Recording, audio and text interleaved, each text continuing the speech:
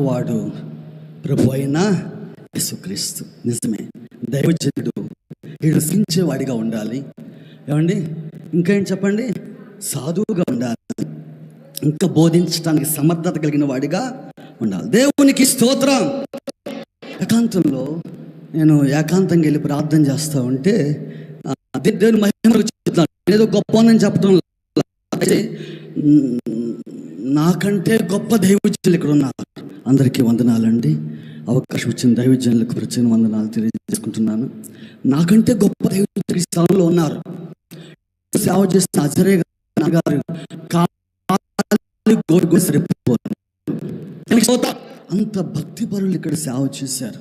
అంత భక్తులు, ప్రేమ దేవుని బిడ్డలారా, దేవుడు ఆయన ప్రేమించి కనికరించి ఈ అవకాశం దేవుడు ఇచ్చాడు. అది గొప్ప.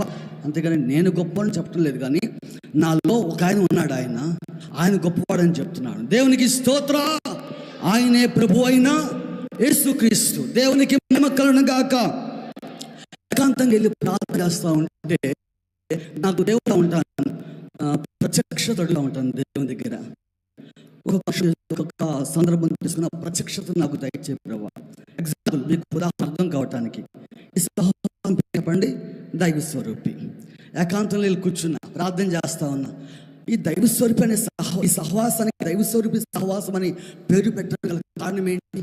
దీని వెనకాల ఉన్నటువంటి మీ చిత్తం ఏంటి ప్రభువా? ఎందుకు ఈ పేరు పెట్టబడి, ఈ పేరు పెట్టారు ఈ సహవాసానికి? ఈ పేరు పెట్టడానికి వెనకాల ఉన్నటువంటి మీ యొక్క చిత్తము, మీ యొక్క ప్రణాళిక ఏంటి? మేము ఏ విధంగా ఉండాలని, ఏ విధంగా సేవ చేయాలని, ఏమండి ప్రియమైన దేవుని బిడ్డలారా అని దేవుని దగ్గర అడిగితే దేవుడు ప్రత్యక్షత ఇచ్చాడు. దేని గురించి? దైవ స్వరూపి గురించి. ఆ ప్రత్యక్షను దేవుడు ఇవ్వగానే డైరీలో రాసుకున్నా. ఈ డైరీలో ఏమండి అదొక మెసేజ్ అయిపోయింది.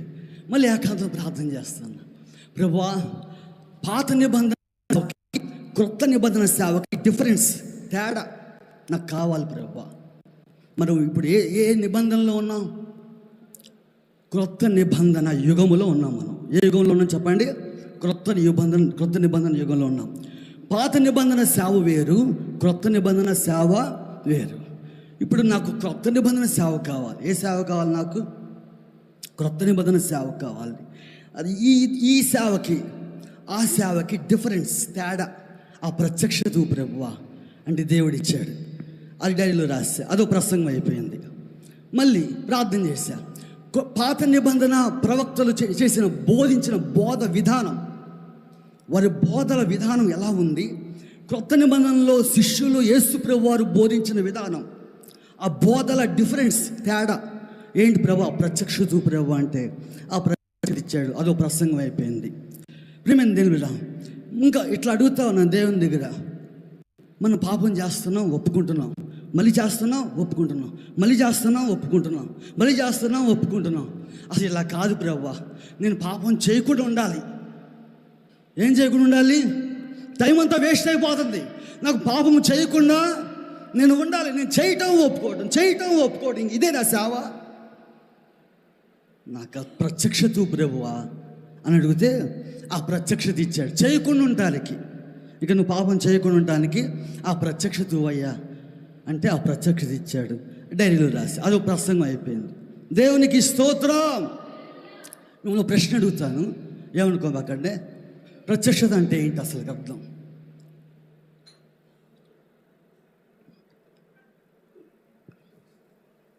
ప్రత్యక్షత అనే మాటకు అర్థం ఏంటి? బయలుపరచుట, రైట్. అపియరెన్స్, కనుపరచుట, బయలుపరచుట, కరెక్ట్. మీరు చెప్పింది దగ్గర సంబంధం ఉంది. పరలోక సత్యాలను, ఆత్మీయ సత్యాలను మన మనస్సుకు, మన హృదయానికి దేవుడు వెల్లడి చేయటమే ప్రత్యక్షత. దేవునికి స్తోత్రం. ఎగ్జాంపుల్, యేసు ప్రభువులు అడిగారు, నన్ను ఏమనుకుంటున్నారు ఈ ప్రజలు అంటే, కొందరు ఏలియా అనియు, కొందరు బాప్తిస్మిచ్చు అట్లా అనుకుంటున్నారు. పేతురు, నువ్వేమనుకుంటున్నావు అంటే ఏమన్నాడు పేతురు? నువ్వు సర్వోన్నతుడైన దేవుని కుమారుడు. ఆశ్చర్యపోయారు యేసు ప్రభువు వారు. ఎమ్మటే ఏమన్నారు తెలుసా? ఇది నీకు పరలోకమందున దేవుడు బయలుపరిచినే కానీ నరులు నీకు బయలుపరచలేదు, అది ప్రత్యక్షత. దేవునికి స్తోత్ర. ఇది ఎవరు బయలుపరిచారు చెప్పండి? పరలోకమందున దేవుడు నీకు బయలుపరిస్తేనే నీకు తెలిసింది, కానీ నీ అంతటా నీకు ఇది తెలియలేదు, నరులు నీకు బయలుపరచలేదు. ఇది ప్రత్యక్షత అంటే. ఎగ్జాంపుల్, ఉదాహరణకి నేను చెప్తున్నా. దేవునికి మహిమ కలుగునుగాక, దేవునికి స్తోత్ర. ఇలాంటి ప్రత్యక్షతలు ఆయన కృపను బట్టి, ఆయన దయను బట్టి, ఆయన మహిమ కొరకు ఇచ్చాడు దేవుడు. అది ఆయనకే మహిమ. ఏమండి, అందుకని ఎవరైనా నాకు దగ్గరకు వచ్చి వాక్యం బాగా చెప్పారంటే నేను అస్సలు దాన్ని రిసీవ్ చేసుకోను, అస్సలు తీసుకోను. ఏమంటారంటే ఆ మహిమ యేసయ్యకు చెందునుగాక అంట. దేవునికి స్తోత్రం.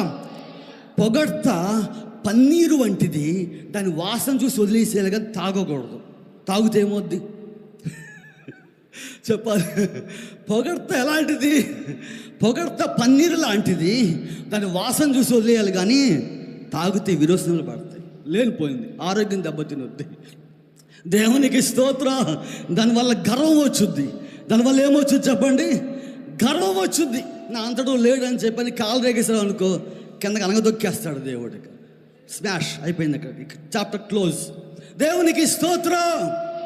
అందుకని ఎప్పటికప్పుడు సేవకుడు గర్వం రాకుండా చూసుకోవడానికి కొన్ని మెలకువలు నేర్చుకోవాలి. ఏమండి, జాగ్రత్తగా ఉండాలి. దేవునికి మహిమ కలుగునుగాక. ఇవన్నీ దేవుడిచ్చినటువంటి ప్రత్యక్షతలు. ఇవన్నీ కూడా ఎవరు ప్రత్యక్షతలు చెప్పండి? దేవుని దగ్గర ఒకసారి అడిగా, అయ్యా సేవలో కొంతమంది బాగా ఆస్వాదించబడ్డారు, బాగా రాబడొస్తుంది, కొంతమందికి సేవ లేక, డబ్బులు లేక చాలా పేద స్థితిలో ఉన్నారయ్యా. ఎందుకు వాళ్ళు అట్లా ఉంటున్నారు? వీళ్ళు ఇట్లా ఎందుకు ఉంటున్నారు, వాళ్ళు అట్లా ఎందుకు ఉంటున్నారు? దానికి ప్రత్యక్షత దయచే ప్రభువా అంటే తీసుకో అన్నాడు. దేవుడు ఇచ్చేసాడు. దాని డైరీలో రాశాను. అదో ప్రసంగం. దేవునికి స్తోత్ర. అదో మెసేజ్. దేవునికి మహిమ కలుగునుగాక. ప్రియమైన దేని బిడ్డరా, అట్లా ప్రియమైన దేని బిడ్డరా, దేవుని దగ్గర మనల్ని ఎవరైనా ప్రార్థన పిలిచారనుకోండి, స్తుతుకోవడానికి కానీ, లేకపోతే మీటింగ్స్ కానీ, ఏమండి ఉపవాస కూడికలు కానీ ఎవరైనా వాక్యం చెప్తాను పిలిస్తే మనం ఏం చేయాలి తెలుసా? దేవుణ్ణి అడిగి ఆ ప్రత్యక్షత పొందుకొని దాన్ని రిలీజ్ చేయాలి. అక్కడికి వెళ్ళిన చోటు. ఎందుకంటే మనం వెళ్ళే ప్రాంతం యొక్క ప్రజలు తెలియదు మనకి ఎలాంటి వాళ్ళు. నన్ను ఒక ప్రాంతాన్ని పిలిచారండి, హైదరాబాద్ పిలిచారండి. నేను ఒక మీటింగ్కి వెళ్ళాలి. అక్కడ మీటింగ్కి వెళ్ళి వాక్యం చెప్పాలి. ఆ మీటింగ్కి వచ్చేటువంటి ప్రజలు ఎలాంటి మైండ్ సెట్ కలిగిన వాళ్ళు నాకు తెలియదు. వాళ్ళు ఎటువంటి సమస్యలతో బాధపడుతున్నారు నాకు తెలియదు. నాకేం తెలియదు, జీరో. నేను దేవుణ్ణి అడుగుతా. అక్కడ మీటింగ్కి వచ్చేటువంటి ప్రజలు వాళ్ళకి ఏ అవసరంతో వస్తున్నారో వాళ్ళకి కావాల్సిన ప్రత్యక్షత నాకు దయచేయి. నేను దాన్ని తీసుకొని ఏం చేయాలి చెప్పండి? వాళ్ళకి బోధించాలి. అప్పుడు దేవుడు వాళ్ళతో సూటిగా మాట్లాడతాడు. వచ్చిన వాళ్ళకి ఆత్మలో సాటిస్ఫై అవుతుంది. దేవునికి స్తోత్రం. యేసయ్యకు మహిమ కలుగునుగాక. దీనినే రేమా వాక్కు అంటారు. హెబ్రీ భాషలో బైబిల్ వాక్యాన్ని 2 భాగాలు. ఒకటి లోగోస్, రెండవది రేమా. లోగోస్ అంటే వ్రాయబడిన వాక్యం. లోగోస్ అంటే ఏం చెప్పండి? వ్రాయబడినటువంటి ఈ వ్రాయబడిన వాక్యంలో నుంచి ఈ సందర్భానికి తగినట్టుగా వాక్యం బయట తీయాలంటే అదని ప్రత్యక్షత కావాలి. ఈ సందర్భానికి తగినటువంటి వాక్యం బయట తీయాలంటే ఏం కావాలి చెప్పండి? ప్రత్యక్షత కావాలి. ఆ ప్రత్యక్షతే రేమా అంటారు. దాని పేరులో ఏం చెప్పండి? ఎబ్రీ భాషలో రేమా వాక్కు. దేవునికి స్తోత్ర. దానిని అర్థమయ్యే భాషలో తాజా వాక్యం. ఏ వాక్యం చెప్పండి? తాజా రొట్టె.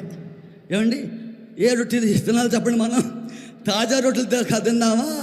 సద్ది రొట్టెలు చెప్పాలి. తాజా, ఎప్పటికప్పుడు తాజా. దేవునికి స్తోత్ర. యేసయ్యకు మహిమ కలుగునుగాక.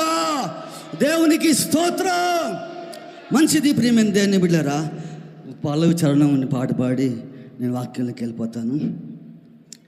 నేను ఈ మధ్యకాలంలో దేవుని దగ్గర అడుగుతున్నాను, అయ్యా నీలాంటి సేవ కావాలి. ఏ సేవ కావాలి? నీలాంటి సేవ. నువ్వు చాలా సేవ చేసావో ఆ సేవ నాకు కావాలి ప్రభు అంటే ఒక ప్రత్యక్షత ఇచ్చాడు. దాంట్లోంచి కొన్ని మాటలు మనం ఫస్ట్ ప్రసంగంలో నేర్చుకున్నాం. దాని తరువు భాగం దాని నెక్స్ట్ ఇప్పుడు నేర్చుకుందాం. దేవునికి స్తోత్రం. అంశం ఏం చెప్పండి? యేసు లాంటి సేవ. ఎవరిలాంటి సేవ? యేసు లాంటి సేవ. అయ్యా నీలాంటి సేవ నాకు కావాలి, నీలా బ్రతకాలి, నీలా జీవించాలి, నీలా నడవాలి, నీలా మాట్లాడాలి, నీలా ప్రవర్తించాలి. ఆ కృప అడుక్కుంటున్నాను దేవుని దగ్గర, ఆ కృపను దేవుని దగ్గర అడుగుతున్నాను. ఏమండి, అడిగి మనం పొందుకుంటే తప్పకుండా దేవుడు ఇస్తాడు. మిమ్మల్ని ప్రశ్న అడుగుతాను, యేసు లాంటి సేవ మనము చేయగలమా? మనకు సాధ్యమేనా? మనకు సాధ్యం కాదా? మనకి చేతన అవుద్దా చెప్పండి, యథార్థంగా చెప్పండి. మనకు సాధ్యం అవుద్దా, సాధ్యం కాదా చెప్పండి. మీరు నేను అడిగిన దాని ప్రశ్నకి మీరు జవాబు చెప్తే, మీరు రిప్లై ఇస్తే నేను వాక్యాన్ని సప్లై చేస్తాను. చెప్పండి.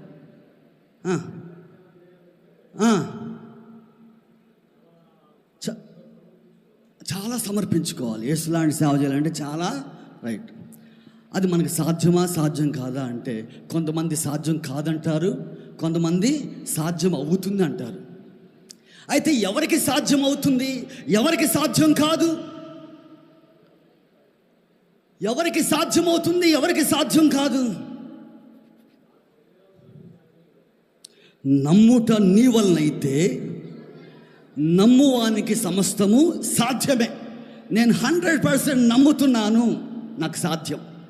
దేవునికి స్తోత్ర. ఎవరైతే నీ నమ్మిక చొప్పున నీకు యేసు ప్రభువు వారే చెప్పారు, నువ్వు రహస్యంగా గంటల తరబడి ప్రార్థన చేస్తే, బహిరంగంగా క్లుప్త ప్రార్థన చేస్తే సరిపోతుంది. దేవునికి స్తోత్ర. రహస్యంగా ఎవరికి కనబడకుండా గంటల తరబడి నువ్వు ప్రార్థన చేస్తే, బహిరంగంగా ఎటువంటి ప్రార్థన చేస్తే సరిపోతుంది చెప్పండి, చెప్పండి.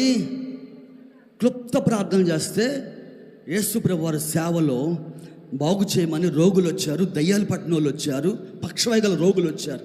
ఒకే ఒక మాట అన్నారు, ఏమని? నీ విశ్వాసమే నేను స్వస్థత కలుగునుగాక. వెళ్ళిపో. 38 సంవత్సరాలు పడి ఉన్నాడు కోనేటి దగ్గర రోగి. ఏమండి, ఒకే మాట అన్నాడు. ఏమాట అన్నాడు చెప్పండి? నీ పరిపెత్తుకొని లేచి నడు. 2000 దయ్యాలు పట్టినాయి. ఏమండి, ఒకే ఒక మాట అన్నాడు. ఏమన్నాడు చెప్పండి? ఒకే ఒక మాట. అపవిత్రాత్మ ఈ మనిషిని విడిచిపెట్టి అవుట్. క్లుప్త ప్రార్థన, గంటల తరబడి యేసయ్య రహస్యంగా ప్రార్థన చేసేవారు. బహిరంగంగా వచ్చినప్పుడు, బహిరంగంగా కనబడేదానికి వచ్చినప్పుడు చిన్న ప్రార్థన చేస్తే చాలు. అక్కడ ఏం జరుగుతుంది? అక్కడ కార్యం జరుగుతుంది. రహస్యంగా గంటల తరబడి ప్రార్థన చేయని వాళ్ళు బహిరంగంగా ఎక్కువ సమయం ప్రార్థన చేస్తూ ఉంటారు. అవునా కాదా? రైట్. దేవునికి స్తోత్రం. వాక్యానికి కనెక్ట్ అవ్వాలి. మీరు ఏమవ్వాలి చెప్పండి? ఎప్పుడు కనెక్ట్ అవుతారు తెలుసా? శ్రద్ధగా వింటే వాక్యానికి కనెక్ట్ అవుతారు. శ్రద్ధగా వినకపోతే వాక్యానికి కనెక్ట్ కారు. దేవునికి మహిమ కలుగునుగాక. దేవునికి స్తోత్రం. యేసయ్య చేసిన లాంటి సేవ ఎవరికి సాధ్యమవుతుంటే, నమ్మితే, అని చెప్పినట్టు నువ్వు చేస్తే, నమ్మువానికి సమస్తం కూడా సాధ్యమే. ఇంకో పాయింట్, నువ్వు ఆశపడితే. ఇంకోటి ఏం చెప్పండి? ఆశపడితే. నేను ఆశతో అడిగితే అన్నాడు, కీర్తన 107 అధ్యాయము 9వ వచనం వాగ్దానం చేస్తున్నాను, చదువు అన్నాడు దేవుడు దర్శనంలోకి వచ్చి.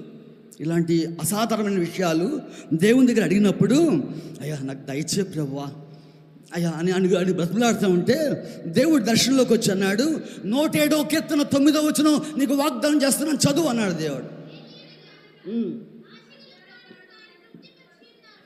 ఏలయనగా ఆశ గల ప్రాణమును ఆయన తృప్తిపరచి ఉన్నాడు, ఆకలి ఉన్న ప్రాణమును మేలుతో ఆయన నింపి ఉన్నాడు. నువ్వు ఆశపడితే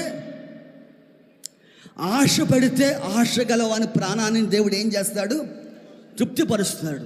ఆశే లేకపోతే పొందుకోలేము. ఏమండి, బైబిల్ గ్రంథం చదివేటప్పుడు కొన్ని అసాధారణమైన అద్భుతాలు ఉంటాయి. ఏమండి, వాటిని చూస్తూ ఉంటే నాకు ఆశ పడుతూ ఉంటుంది. ఆశ, అమ్మో అటువంటి కార్యాలు నేను కల్లారా ఈ సేవలో చూడాలి. ఆశతో అడుగుతూ ఉంటే దేవుడు అన్నాడు, నీ ప్రాణాన్ని నేను ఏం చేస్తాను చెప్పండి? తృప్తిపరుస్తా అన్నాడు. యేసయ్యకు మహిమ కలుగునుగాక. దేవునికి స్తోత్రం. యేసు లాంటి సేవ చేయుదుముగాక. అట్టి కృప దేవుడు మనకు దయచేయునుగాక. ఆమెనని కొద్దిమంది అన్నారు.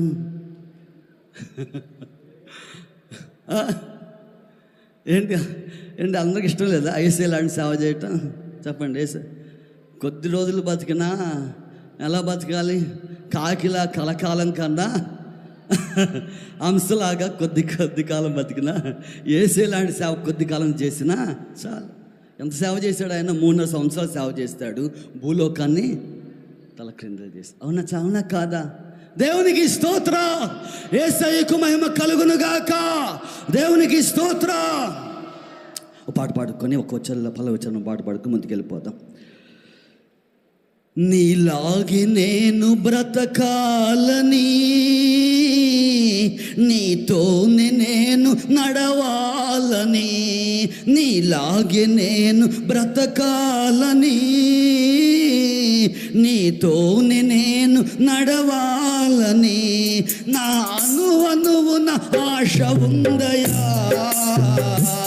నిన్ను చేరాలని తపన నాదయా, నా అణువణువున ఆశ ఉందయా, నిన్ను చేరాలని దయా, నీలాగే నేను బ్రతకాలని, నీతోనే నేను చప్పట్లు కొడదాం, నీలాగే నేను నడవాలని, నీలాగే నేను బ్రతకాలని, పరిశుద్ధునిగా నేను ఉండాలని, నీతి మార్గమును బోధించాలని, పరిశుద్ధునిగా నేను ఉండాలని, నీతి మార్గమును బోధించాలని, నా అణువణువున ఆశ ఉందయా, నిన్ను చేరాలని తపన నాదయా, నా అణువణువున ఆశ ఉందయా, నిన్ను చేరాలని తపన నాదయా, నీలాగే నేను బ్రతకాలని, నీతోనే నేను నడవాలని, నీలాగే నేను బ్రతకాలని,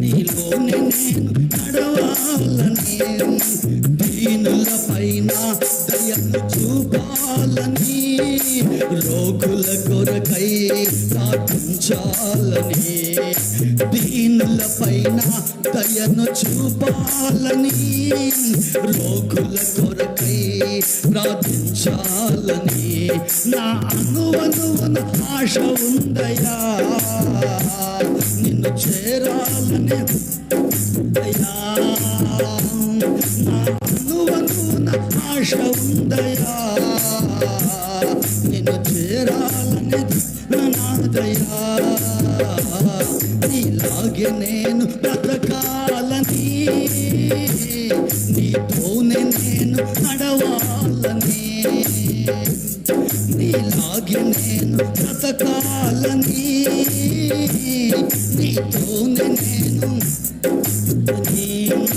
శత్రువునైనా క్షమించాలని, రక్షణ వార్తను ప్రకటించాలని, శత్రువునైనా క్షమించాలని, రక్షణ వార్తను ప్రకటించాలని, నా అణువణువున ఆశ ఉందయా, నిన్ను చేరాలని తపన నాదయా, నా అణువణువున ఆశ ఉందయా, నిన్ను చేరాలని తపన నాదయా, నీలాగే నేను బ్రతకాలని, నీతోనే నేను నడవాలని, ఆమేన్, నీలాగే నేను బ్రతకాలని, నీతోనే నేను నడవాలని, నా అనువనువున ఆశ ఉందయ్యా, నేను చేరాలని తపన నాదయ్యా, నా అనువనువున ఆశ ఉందయ్యా, నిన్ను చేరాలని తపన నాదయ్యా, నీలాగే నేను బ్రతకాలని, నీతోనే నేను నడవాలని, నీలాగే నేను బ్రతకాలని, నీతోనే నేను నడవాలని. దేవునికి స్తోత్రం. చిన్న ప్రార్థన చేసుకుని ముందుకు వెళ్దాం. పరిశుద్ధుడు అయిన మా తండ్రి, మీ ఘనమైన నామాన్ని బట్టి నీకు స్తుతులు. పరిశుద్ధాత్ముడా, నిశ్చయంగా మీరు నాలో ఉన్నారు, నేను మీలో ఉన్నాను, మనము ఏకమై ఉన్నాం. నాలో నుండి మీ స్వరాన్ని మీ బిడ్డలకు బోధించండి, మీరు ప్రత్యక్షపరచుకోండి. మీకా గ్రంథం 5:2 మీరు వాగ్దానం చేశారయ్యా, ఆ వాగ్దానాన్ని నెరవేర్చండి. నాలో మీరు ప్రత్యక్షపరచుకోండి, మీరు కనుపరచుకోండి, మీరు బోధించండి. ఈ సమయం మీది మీకు అప్పగిస్తున్నాను తండ్రి. వినగల చెవి, గ్రహించగల మనస్సు మాకు అందరికీ దయచేయమని యేసుక్రీస్తు నామం పేరిట అడుగుచున్నాము తండ్రి, ఆమేన్. దేవునికి మహిమ కలుగును గాక. దేవునికి స్తోత్రం. మంచిది. ప్రేమ దేవుని బిడ్డలారా, మొట్టమొదటి సేవకుల కూడిక మొట్టమొదటి రోజు ఏమండి అయ్యగారు వాక్యం ఇచ్చారు ఏమండి. అప్పుడు మనం అంశం చెప్పుకున్నాం కదా, మన సేవకు మాదిరి ఎవరు చెప్పండి? మొట్టమొదటి కొత్త నిబంధనలో మొట్టమొదటి సేవకుడు ఎవరు చెప్పండి? ప్రభు అయిన యేసుక్రీస్తు. ఆయన మన సేవకు ఏం చెప్పండి? మాదిరి. ఎవరు మాదిరి? యేసయ్య మన సేవకు మాదిరి. అటువంటి మాదిరి అటువంటి యేసయ్య ఎలా సేవ ప్రారంభించాడు? ఎలా ప్రారంభించాడు? 2 మాటలు చెప్పుకొని ముందుకు వెళ్ళిపోదాం. ఏమంటే ఒకసారి గుర్తు చేసుకుందాం, జ్ఞాపకం చేసుకుందాం ఎంతవరకు గుర్తుందో. ఆయన సేవ ఎలా ప్రారంభించారు? ఎన్ని సంవత్సరాలకి సేవ స్టార్ట్ చేశారు చెప్పండి? పోనీ ఎన్ని సంవత్సరాలకి? 30 సంవత్సరాలకి. 30 సంవత్సరాల తర్వాత ఎక్కడికి వచ్చాడు ఆయన? 3.5 సంవత్సరాలు సేవ చేశారు. 30 సంవత్సరాల వరకు తల్లిదండ్రుల దగ్గర లోబడి జీవించారు. 30 సంవత్సరాలకి ఎక్కడికి వచ్చారు ఆయన? ఎవరి దగ్గరికి వచ్చారు? బాప్తిస్మ ఇచ్చి యోహాన్ దగ్గరికి వచ్చి బాప్తిస్మ అనేది తీసుకున్నారు. బాప్తిస్మ తీసుకుని ఒడ్డుకు వచ్చి ప్రార్థన చేస్తూ ఉండగానే పరిశుద్ధాత్ముడు శరీర ఆకారములో పావురం వలె, ఏ ఆకారములో? శరీర ఆకారములో పావురం వలె ఆయన మీదకి వచ్చి వ్రాలాడు ఆయన. ఏమండి?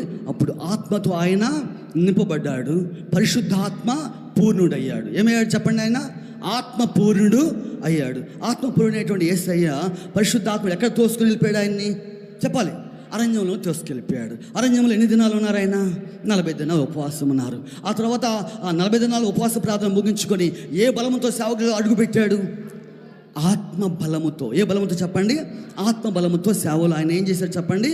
అడుగు పెట్టినట్లుగా మనం చూస్తాం. అంటే యేసయ్య ఎప్పుడు కూడా ఎవరి వశంలో ఉండేవాడు ఆయన? చెప్పండి, ఎవరి వశంలో ఉండేవాడు? ఏ మనుషుని వశంలో ఆయన ఉండేవాడు కాదు. ఏ మనుషుడు ఏంటంటే ఆయన మనుషుల యొక్క ఆంతర్యమును ఎరిగినవాడు కనుక ఏమండి, ఆయన ఎవరు నన్ను వర్షపరచుకోలేదు, ఆయన ఎవరు వర్షపరచుకునే అవకాశం అనేది లేదు. ఎప్పుడు కూడా ఏ వర్షంలో ఉండేవాడు చెప్పండి? ఆయన ఆత్మవర్షములో ఉంటూ ఉండేవాడు. దేవునికి స్తోత్రం. యేసయ్యకు మహిమ కలుగునుగాక. యేసయ్య చేసినటువంటి సేవలో ఆయన బోధ ఎలా ఉండేది చెప్పండి? ఆయన బోధలో మొహమాటం లేదు, అధికారం కలిగిన వాళ్ళ ఆయన బోధించేవాడు. ఎలా బోధించేవాడు చెప్పండి? అధికారం కలిగిన వాని వల్లగా ఆయన బోధించేవాడు. ఆయన సేవలో ఏముంది? ప్రభావం ఉంది. ఏముంది చెప్పండి? ఆయన సేవలో ప్రభావం ఉంది. ఏమండి? ఆయనలో ఉన్నటువంటి ప్రభావం బయటకు వచ్చి అందరిని ఏం చేస్తూ ఉండే చెప్పండి?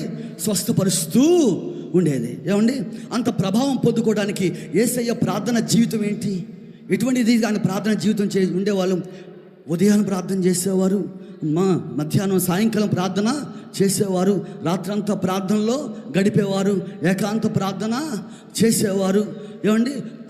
ఆ ప్రార్థన ఎట్లా ఉండేది? అంటే ప్రార్థన మహా రోదనతోనూ కన్నీళ్లతోనూ ఏమండి తను మరణము నుండి రక్షింపగలవానికి ఆయన ప్రార్థనలు యాచనలు చేసేవాడు. దేవునికి స్తోత్రం. అండి ఆయన ప్రార్థన జీవితం మనకి ఎలా అని చెప్పండి? ఒక మాదిరి. ఎవరి ప్రార్థనా జీవితం? యేసయ్య ప్రార్థన జీవితం మనకేం చెప్పండి? ఒక మాదిరికరమైనటువంటి ప్రార్థనా జీవితం ఆయన చేశారు. మనమందరం ఎవరు అడుగు జాడలో నడవాలి? ఎవరు అడుగు జాడలో నడవాలి? మనకి సేవకు మాదిరి ఎవరు? వేరే సేవలను కాపీ కొట్టక్కర్లా. వేరే సేవను కాపీ కొట్టక్కర్లా. ఏమండి, మనలో ఏమండి ఒక పాస్టర్ గారు తన కుమారుడిని ఏమండి ఒక పాస్టర్ గారి దగ్గరికి బైబిల్ ట్రైనింగ్ పంపించాడు, మదనపల్లి రాజశేఖర్ గారి దగ్గరికి.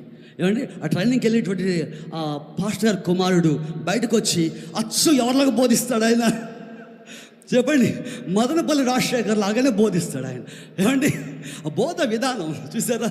అంటే అట్లా మనం కాపీ కొట్టాల్సిన పని ఏం కూడా లేదు. మనం ఎవరిని చూసి కాపీ కొట్టాలి? యేసు ప్రభు వారిని చెప్పడమే మరుద్దా. దేవునికి స్తోత్రం, యేసయ్యకు మహిమ కలుగునుగాక. దేవునికి స్తోత్రం. యేసయ్య మనకి మాదిరి, ఆయన బోధే మనకి మాదిరి, ఆయన ప్రార్థన జీవితమే మనకి మాదిరి. ప్రియమైన దేవుని బిడ్డలారా, అలా సేవ చేస్తున్నటువంటి యేసయ్య రహస్యంగా ఎక్కువ గంటలు ప్రార్థన చేసేవారు, బహిరంగంగా క్లుప్తంగా ఆయన ప్రార్థన చేసేవారు. ఏమండి యేసుప్రభు దగ్గరికి ఒక పక్షవి గల రోగి వచ్చినప్పుడు యేసయ్య అన్నారు, నీ పాపములు క్షమించబడి ఉన్నవి అన్నారు. అనగానే కింద ఉన్న పక్కన ఉన్న పరిసయ్యులు శాస్త్రులు ఏమనుకున్నారు? పాపములు క్షమించడానికి ఈయన ఎవరండి అని లోపల అనుకుంటా ఉంటే అది యేసయ్య ఎలా తెలుసుకున్నారు? యేసయ్య మార్కు సువార్త 2వ అధ్యాయం చూడండి, ఎలా తెలుసుకునే వాళ్ళు చూడండి. మనకు కూడా ఈ అనుభవంలోకి వెళ్ళాలి. మనం కూడా ఈ అనుభవం. ఏమండి మార్కు సువార్త 2వ అధ్యాయం, మార్కు సువార్త 2వ అధ్యాయం వచనం పట్టుకోండి, 8వ వచనం. మార్కు సువార్త 2:8.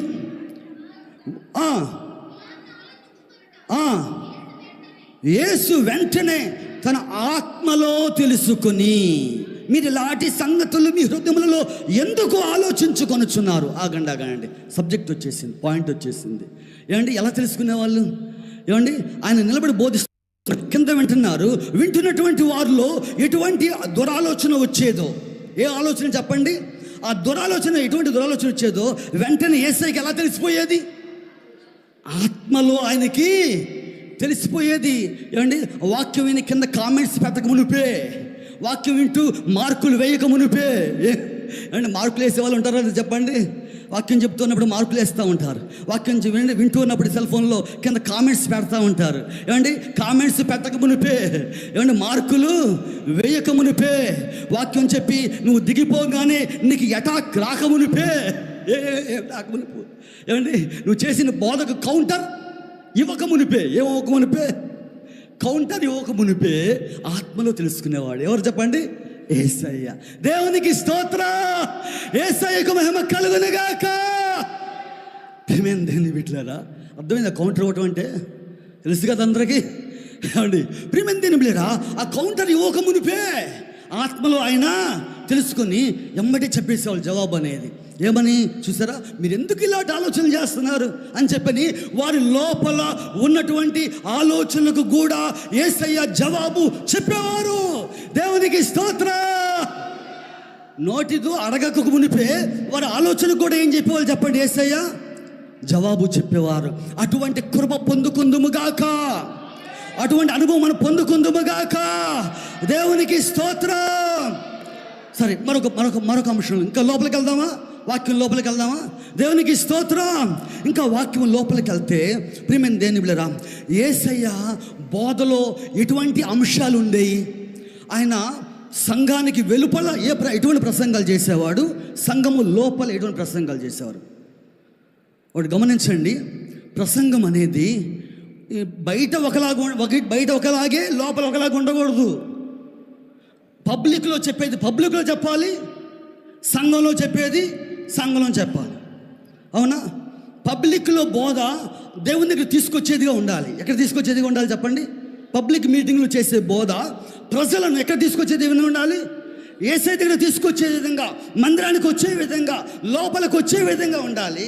లోపలికి వచ్చిన తర్వాత బోధ వేరు. మళ్ళీ లోపలికి వచ్చిన తర్వాత ఏ బోధ? ఆ బోధ సరిపోదు. లోపలికి వచ్చిన తర్వాత ఏ బోధ చేయాలి? అతన్ని పరిశుద్ధపరిచే బోధ. ఏ బోధ చెప్పండి?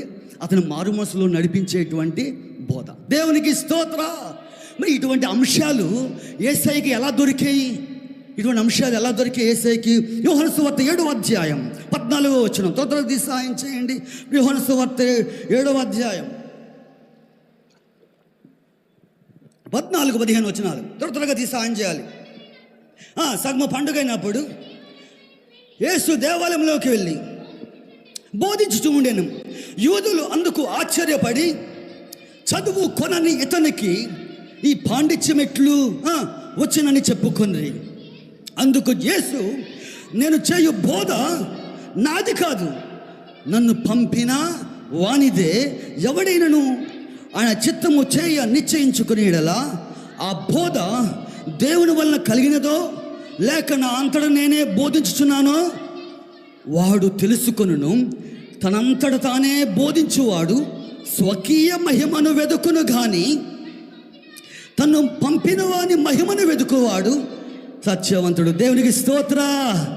చూడండి ప్రియమైన దేవుని బిడ్డలారా, బోధలో అంట తనకు తాను ఏం చెప్పండి, తన స్వకీయ మహిమను వెదుకునే బోధ ఉందంట.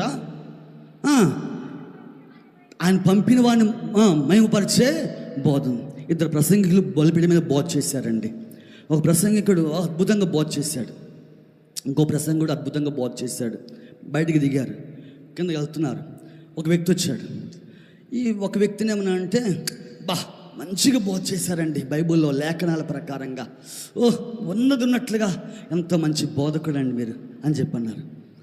ఇంకొక ఆయన అంటున్నాడు, ఇంకో వ్యక్తిని ఇంకో రెండో ప్రసంగం చేశాడు కదా, ఆ వ్యక్తి ఎదురుకు వచ్చి ఇంకొక ఆయన అంటున్నాడు, మీరు చేసే బోధ ద్వారా యేసయ్య ఎంత గొప్పవాడో గ్రహించానండి అంటున్నాడు. దేవునికి స్తోత్ర. మీరు చేసే బోధ ద్వారా ఎవరు గొప్పవాళ్ళని గ్రహించారట? యేసయ్య గొప్పవాళ్ళని గ్రహించాను, అంత సర్వశక్తిమంతుడని నేను గ్రహించాను. ఆయన ఈ ఇద్దరి బోధల్లో ఏది స్వకీయ మహిమైంది, ఏది దేవుని మహిమను వెదికేది? యేసయ్యని మహిమపరిచింది. Correct answer. చెప్పలు మేము పరుద్దాం. దేవునికి మహిమ కలుగునుగాక. దేవునికి స్తోత్రం. అందుకని బైబిల్ గ్రంథంలో చూసినట్లయితే అదే యోహాను సువార్త 8వ అధ్యాయము 26వ వచనం, 8:26. కాబట్టి మీరెవరు 8:26 మిమ్మును గూర్చి చెప్పుటకును తీర్పు తీర్చుటకును చాలా సంగతులు నాకు కలవు కానీ నన్ను పంపిన వాడు సత్యవంతుడు. నేను ఆయన వద్ద వినిన సంగతులే లోకములు. ఆయన వద్ద వినిన సంగతులు ఏం సంగతులు చెప్పండి? దేవుని వద్ద వినిన సంగతులు నేనేం చేస్తున్నాను చెప్పండి? బోధిస్తున్నాను. అది 8వ అధ్యాయం 38వ వచనం. నేను నా తండ్రి వద్ద చూచిన సంగతులే, వినిన సంగతులు బోధిస్తున్నాడంట, చూచిన సంగతులు బోధిస్తున్నాడంట. 40వ వచనం. దేవుని వలన వినిన సత్యము మీతో చెప్పిన వాడనైనా నన్ను చాలు. ఏమండి ఇక్కడ చూడండి, ఒకటి దేవుని యొద్ద నేను వినిన సంగతులే. ఎవరి వద్ద వినిన సంగతులు? దేవుని వద్ద వినిన సంగతులు. రెండోది ఏం చెప్పుకున్నాం మనం? నేను చూచిన సంగతులే. 3వ వచనంలో ఏం చెప్పుకున్నాం? దేవుని వలన వినినటువంటి సత్యాన్ని. అంటే దేవుని దగ్గర విని, దేవుని దగ్గర చూచి అది ఏం చేయాలి చెప్పండి? సంఘానికి బోధించాలి. దేవునికి మహిమ కలుగునుగాక. ఇవి ఎవరు నేర్పిస్తారు?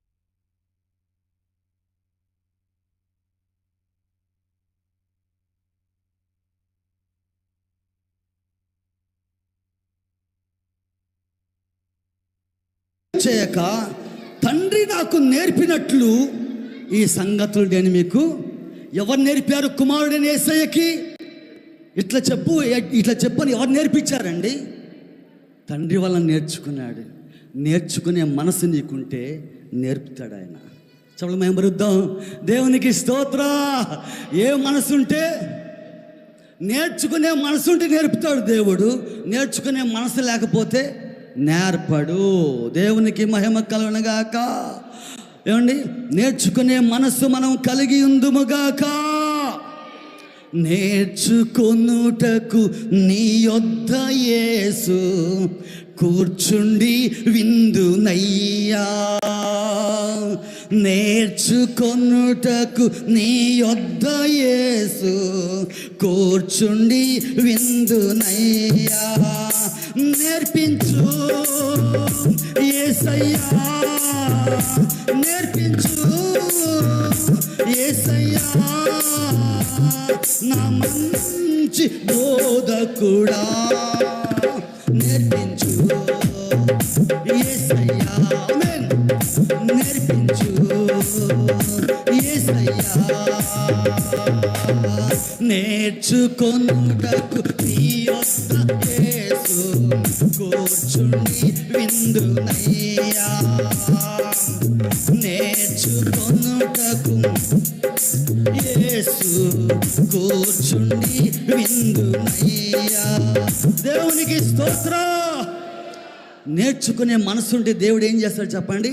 నేర్పిస్తాడు. అంతేగాని ఇప్పుడు నేను వాక్యం చెప్పడానికి ఇక్కడ ఉన్నాను, అక్కడ నాకు ఎదురుగుండా నాకు పైన తిరుగుబాటు చేసిన వ్యక్తి ఉన్నాడు.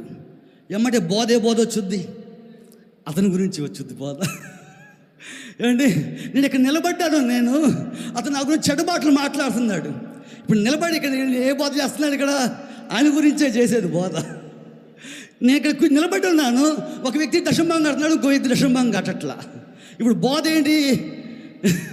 ఏ బోధ? అతని గురించే బోధ.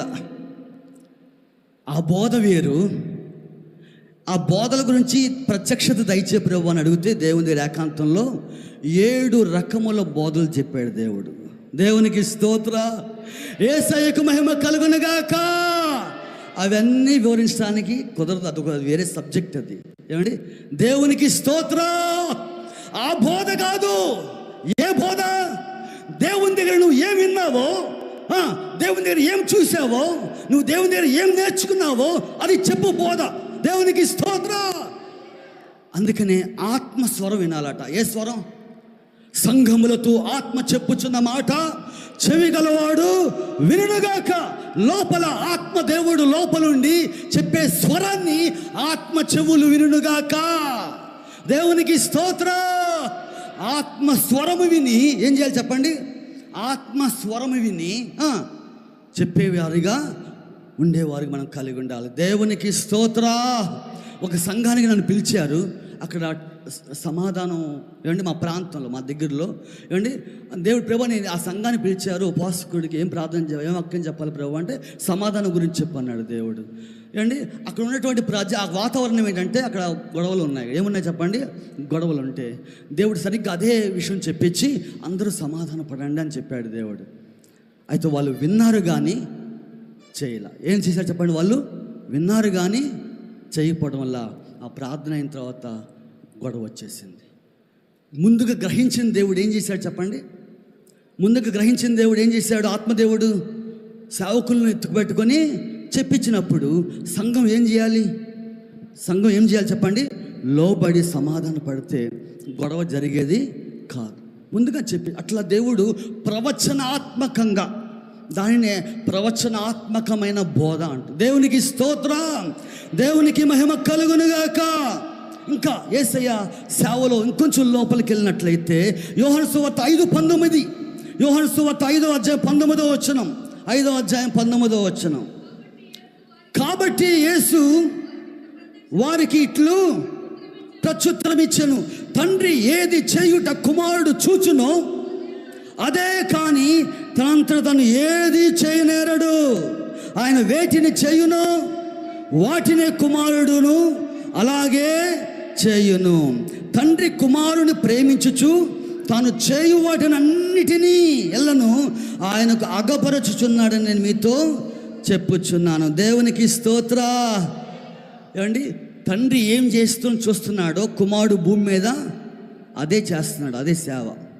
ఆయన అక్కడ ఏం చేస్తున్నాడో చెప్పండి, అదే కుమారుడు ఏం చేస్తున్నాడు చెప్పండి, భూమి దగ్గర చేస్తున్నాడు. చూడండి, తండ్రి ఏమి చేయుట కుమారుడు చూచునో. ఎలా చూస్తున్నాడు? తండ్రి చేసేది ఇతనికి ఎలా కనబడుతుందండి? ఎలా కనబడుతుంది? ఏ కన్నులు కనబడుతుంది? ఆత్మ కన్నులకు. ఏ కన్నులు చెప్పండి? ఆత్మ కన్నులు. దేవునికి స్తోత్ర. ఆత్మ కన్నులతో చూసి కుమారుడు అదే చేస్తున్నాడంట. ఏమండి, ఆయన వేటిని చేయునో వాటినే కుమారుడును అలాగే చేయును. తండ్రి కుమారుడు ప్రేమించు తాను చేయు వాటి నెలను ఆయనకు అగుపరుచుచున్నాడని మీతో నిశ్చయముగా చెప్పుచున్నాను. 21వ వచనం, తండ్రి మృతులను ఎలాగూ లేపి బ్రతికించెనో అలాగే మనిషి కుమారుడు కూడా తనకిష్టము వచ్చిన వారిని ఎవరిని పడితే వాళ్ళని బ్రతికించాడు. చచ్చిపోయాండి అండి. ఈ మధ్య బెల్లంపల్లి ప్రవీణ్ కుమార్ దగ్గరికి ఒక ఆయన ఎండి వచ్చి తన తల్లి తండ్రి ఎవరు చనిపోతే నువ్వు ప్రార్థన చేసి బ్రతికిస్తావా లేదని తీసుకొచ్చి ధర్నా చేశాడు అక్కడ గేట్ దగ్గర. ఆయన లోపల నుంచి ఒక కడుగు బయటికి వెళ్ళి ఆయన లోపల నుంచి బయటికి రాలంతే, వాళ్ళు ఏమైనా చేసుకొని. దేవునికి స్తోత్ర. బ్రతికించేది ఎవరు? దేవుడు బ్రతికించేది ఎవరు చెప్పండి? ఎవరు బ్రతికిస్తాడు? ఆయనకి ఇష్టం వచ్చిన వారిని. ఎవరు బ్రతికిస్తాడు? ఆయనకి ఇష్టం వచ్చిన వారిని. దేవునికి స్తోత్ర, యేసయ్యకు మహిమ కలుగునుగాక. ప్రేమైన దేవుని బిడ్డలారా, అటువంటి కృప మనం పొందుకుందుముగాక. దేవునికి స్తోత్ర, దేవుని శక్తి పొందుకుందుముగాక. దేవునికి స్తోత్ర. ఈ మధ్యకాలంలో మోహన్ సి లాజరస్ గారు విజయవాడలో పాస్టర్స్ మీటింగ్ పెట్టాడు. ఆయన ఇన్వైట్ ఆహ్వానం వస్తే వెళ్ళాం. ప్రియమైన దేవుని బిడ్డలారా, ఆయన చెప్తున్నాడు వాక్యములో, ఆయన దేవుని శక్తి గురించి చెప్తూ శక్తి పొందుకోవాలి సేవకులు అని చెప్పి, సంఘములో దేవుని శక్తి ఉండాలి అని వాక్యం ప్రకటిస్తూ ఒక అనుభవం చెప్పాడు. ఆ అనుభవం ఏంటంటే, ఆయన ఒకసారి అనౌన్స్మెంట్ చేశాడట, మీలో సేవ తర్ఫీదు ఎవరైనా కావాలంటే నేను ఇస్తాను రండి అని చెప్పంటే 27 మంది వచ్చారట యవనస్తులు. ఎంతమంది చెప్పండి? 27 మంది యవనస్తులు వస్తే దేవుని పిలుపు కలిగిన వాళ్ళే ఏమండి, వాళ్ళతో ఒకటే మాట అన్నాడంట, మీ దగ్గర సెల్ ఫోన్ ఉండకూడదు, ల్యాప్టాప్ ఉండకూడదు, కంప్యూటర్ ఉండకూడదు, కేవలం బైబిల్ మీరు మాత్రమే ఉండాలి. ఎవరు చెప్పండి? కేవలం బైబిల్ మీరు మాత్రమే ఉండాలి. నా దగ్గర 3 సంవత్సరాలు ఉండాలి. 3 సంవత్సరాలు నేను ప్రార్థన తర్ఫీదు ఇస్తాను అంట. ప్రియమైన దేవుని బిడ్డలారా, ఆ 3 సంవత్సరాల తర్ఫీదు అయిపోయింది. ఒకసారి ప్రార్థన కూడికల్లో ఒక తల్లి 2 కుమార్తెలను తీసుకుని వచ్చింది ఆయన దగ్గరికి. ఎవరి దగ్గరికి? మోహన్ సి లాజరస్ గారి దగ్గరికి తీసుకుని వచ్చింది. ఆ 2 కుమార్తెల పరిస్థితి ఏంటంటే, ఇద్దరికి మోగా చెవుడు. ఏం చెప్పండి? మోగా చెవుడు. ప్రార్థన చేయండి అని తీసుకొచ్చింది. ఈయన ప్రార్థన చేయాల అలా అక్కడ నిలబెట్టి పక్కకు చూశాడు. చూస్తే తన దగ్గర ట్రైనింగ్ పొంది 27 మంది కుర్రలు ఉన్నారు కదా, ఆ కుర్రలు ఒక కుర్రని పిలిచి, వీళ్ళు ఈ యవనస్తుల పిల్లలు, వాళ్ళకి మాటలు రావు, చెవుడు ఉంది, నీకు 10 నిమిషాలు టైం ఇస్తున్నా, పక్క తీసుకెళ్ళి ప్రార్థన చేసి వాళ్ళని స్వస్థపరిచి తీసుకురా అన్నాడు. దేవునికి స్తోత్ర. ఎంత టైం ఇచ్చాడు చెప్పండి? 10 నిమిషాలు టైం ఇస్తున్నాను, ప్రార్థన చేసి స్వస్థపరిచి తీసుకురా అన్నాడు. ప్రియమైన దేవుని బిడ్డలారా, ఆశ్చర్యమైన విషయం, పక్క తీసుకెళ్ళాడు, ప్రార్థన చేశాడు, 5 నిమిషాల్లో తిరిగి వచ్చాడు. మోగతనం పోయింది, చెవుడుతనం పోయింది, ధారాళంగా మాట్లాడటం ప్రారంభించారు. చెప్పలు మహిమ పలుకుదాం. యేసయ్యకు మహిమ కలుగునుగాక. దేవునికి స్తోత్ర. సజీవ సాక్ష్యం, సజీవ సాక్ష్యం. 10 నిమిషాలు టైం తీసుకోవాలా? ఎంత టైం తీసుకోవాలి చెప్పండి? 5 నిమిషాల్లోనే పక్క తీసుకెళ్ళాడు, ప్రార్థన చేశాడు. ఆ చెవుడి దయ్యం పోయింది, మోగదయ్యం పోయింది, మాట్లాడటం ప్రారంభించారు, వినటం ప్రారంభించారు. అద్భుతం చేశాడు. యేసయ్యకు మహిమ కలుగునుగాక. అటువంటి శక్తి పొందుకుందుముగాక. దేవునికి స్తోత్రం. ఇలాంటి అనుభవాలు వింటూ ఉంటే లోపల ఆత్మలో ఏం చేయబడుతుంది చెప్పండి? రేపబడాలి. ఏం పడాలి చెప్పండి? రేపబడాలి ఆత్మలో. నాకు కూడా అటువంటి కృప నాకు దయచే ప్రభువా. ఆ కృప నాకు కావాలి. ఆశ ఉందా లేదా? ఆశపడితే తప్పకుండా దేవుడు మనకిస్తాడు. దేవునికి స్తోత్రం. యేసయ్యకు మహిమ కలుగునుగాక. దేవునికి స్తోత్రం. ఇంకొంచెం లోపలికి వెళ్దాం. యేసయ్య చేసిన సేవలో, ఆ సేవలో తన ఇష్టానుసారమైన సేవ చేయలా. ఎవరి ఇష్టానుసారమైన సేవ చేశాడు ఆయన? ఎక్కడుందో వాక్యం? యోహాను సువార్త 6:38. నా ఇష్టము నెరవేర్చుకున్నటకు నేను రాలేదు, నన్ను పంపిన వాని చిత్తము నెరవేర్చుటకే నేను ఇక్కడికి వచ్చాను.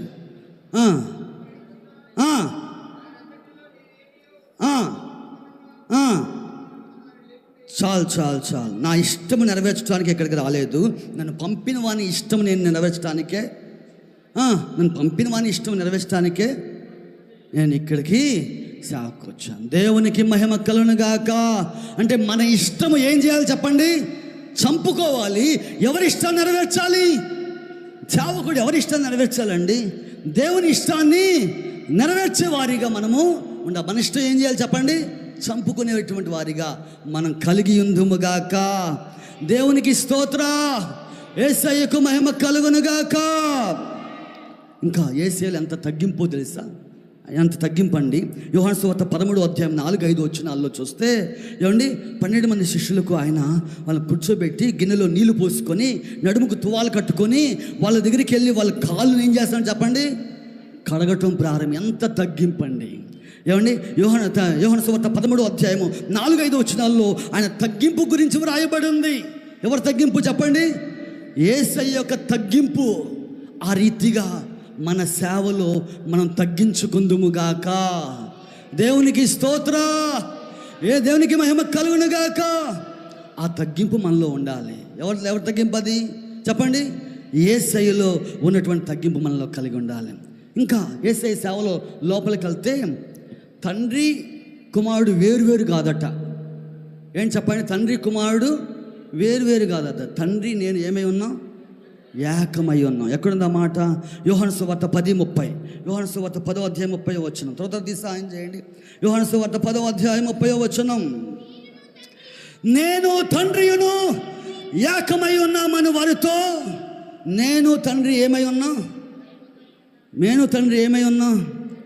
చెప్పండి. ఏకమై ఉన్నాం. ఇప్పుడు సేవకులమైన మనము యేసయ్య వేరా, లేకపోతే మనము యేసయ్య ఏకమా? చెప్పండి. మనము యేసయ్య వేరా. నువ్వు యేసయ్య వేరైతే సైతాను ఆడుకుంటాడు, ఫుట్బాల్ ఆడుకుంటాడు. నువ్వు యేసయ్య వేరైతే ఎవరు ఆడుకుంటారు చెప్పండి? సైతాను ఆడుకుంటాడు. నువ్వు యేసయ్య ఏకమైతే నువ్వు ఆడుకుంటావు అన్ని ఫుట్బాల్. దేవునికి స్తోత్ర. దేవునికి మహిమ కలుగునుగాక. అందుకే బైబిల్లో ఈ సత్యాన్ని అపోస్తలుడు పౌలు రాసుకొచ్చాడు. 1 కొరింథీ రాసిన పత్రిక 6:16. 1 కొరింథీ రాసిన పత్రిక 6వ అధ్యాయం 16-17 వచనాలు. 1 కొరింథీ రాసిన పత్రిక 6వ అధ్యాయము 16-17 వచనాలు.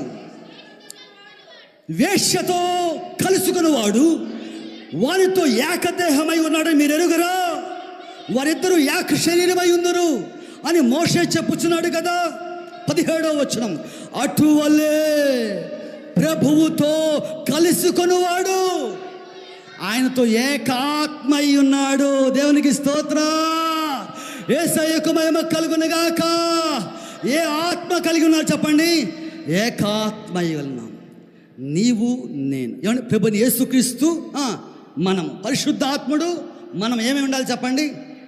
నీ ఆత్మ దేవుని ఆత్మ రెండు ఏమవ్వాలి? ఏకమవ్వాలి. ఏమండి? నువ్వు పరిశుద్ధాత్మ వాడుకోవడం కాదు. పరిశుద్ధాత్ముడు నిన్ను వాడుకున్నట్లుగా నువ్వు ఆయనకి అందుబాటులో ఉండాలి. అది నేను చాలామంది అంటుంటారు పరిశుద్ధాత్మను వాడుకోవాలండి. వాడుకోవాలి. ఏంటి వాడుకునేది? నువ్వు వాడుకోవాలా, ఆయన నిన్ను వాడుకోవాలా? పరిశుద్ధాత్ముడు నిన్ను వాడుకున్నట్లుగా నీవు దేవునికి ఏం చేయాలి చెప్పండి? సమర్పించుకోవాలి.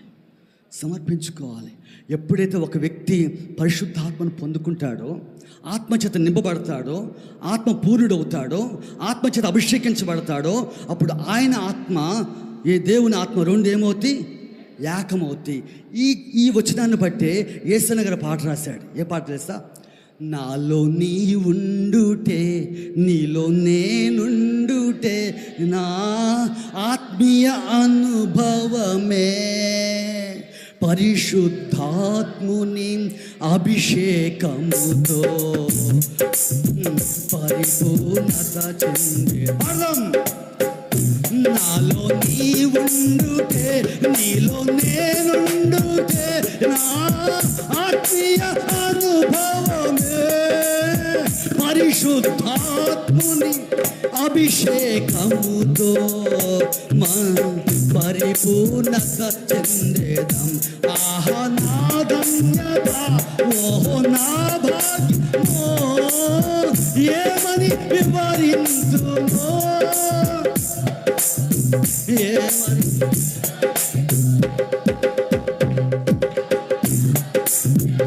ఓహో నా భాగ్యమో వివరించును,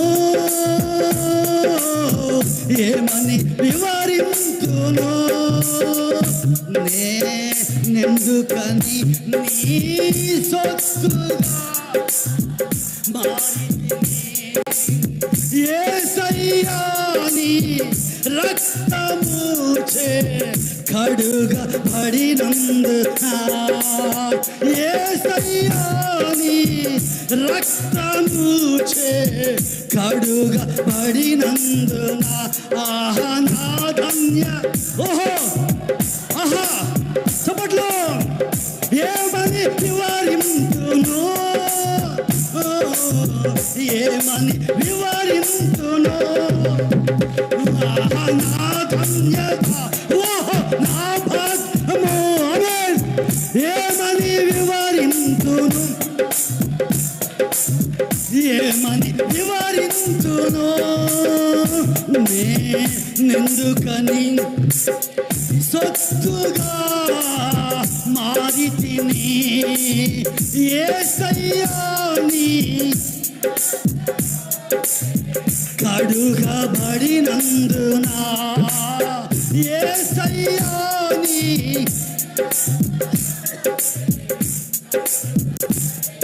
దేవునికి స్తోత్రం. నాలో నీవుండుట నీలో నేనుండుట ఏకాత్మ. ఏం చెప్పండి అది? ఆయన మనం ఏమై ఉన్నట్టు ఏకాత్మయ్య. ఆయన ఆత్మ మన ఆత్మ రెండు ఏకం అవ్వాలి. ఆయన ఆత్మ మన ఆత్మ ఏకమైనప్పుడు ఆయనకు నోరేది? సైతాన్ని గద్దించడానికి ఆయన నోరేది? ఆయన ఆత్మ మన ఆత్మ ఏకమైంది కదా, సైతాన్ని గద్దించడానికి ఆయన నోరు ఉండాలి కదా. ఆయన నోరు ఎవరు? నోరేది? మనమేనండి. నీ నోరే ఆయన నోరు. ఆయన చేతులే నీ చేతులే ఆయన చేతులు. పరిశుద్ధత సులువుగా పొందుకోవాలంటే ఇది ప్రత్యక్షత ఉండాలి. పరిశుద్ధతను సులువుగా పొందుకోవాలంటే ఈ ప్రత్యక్షత. ఏ ప్రత్యక్షత? నేను ఆయన వేరు కాదు, ఆయన నేనేమై ఉన్నాను చెప్పండి?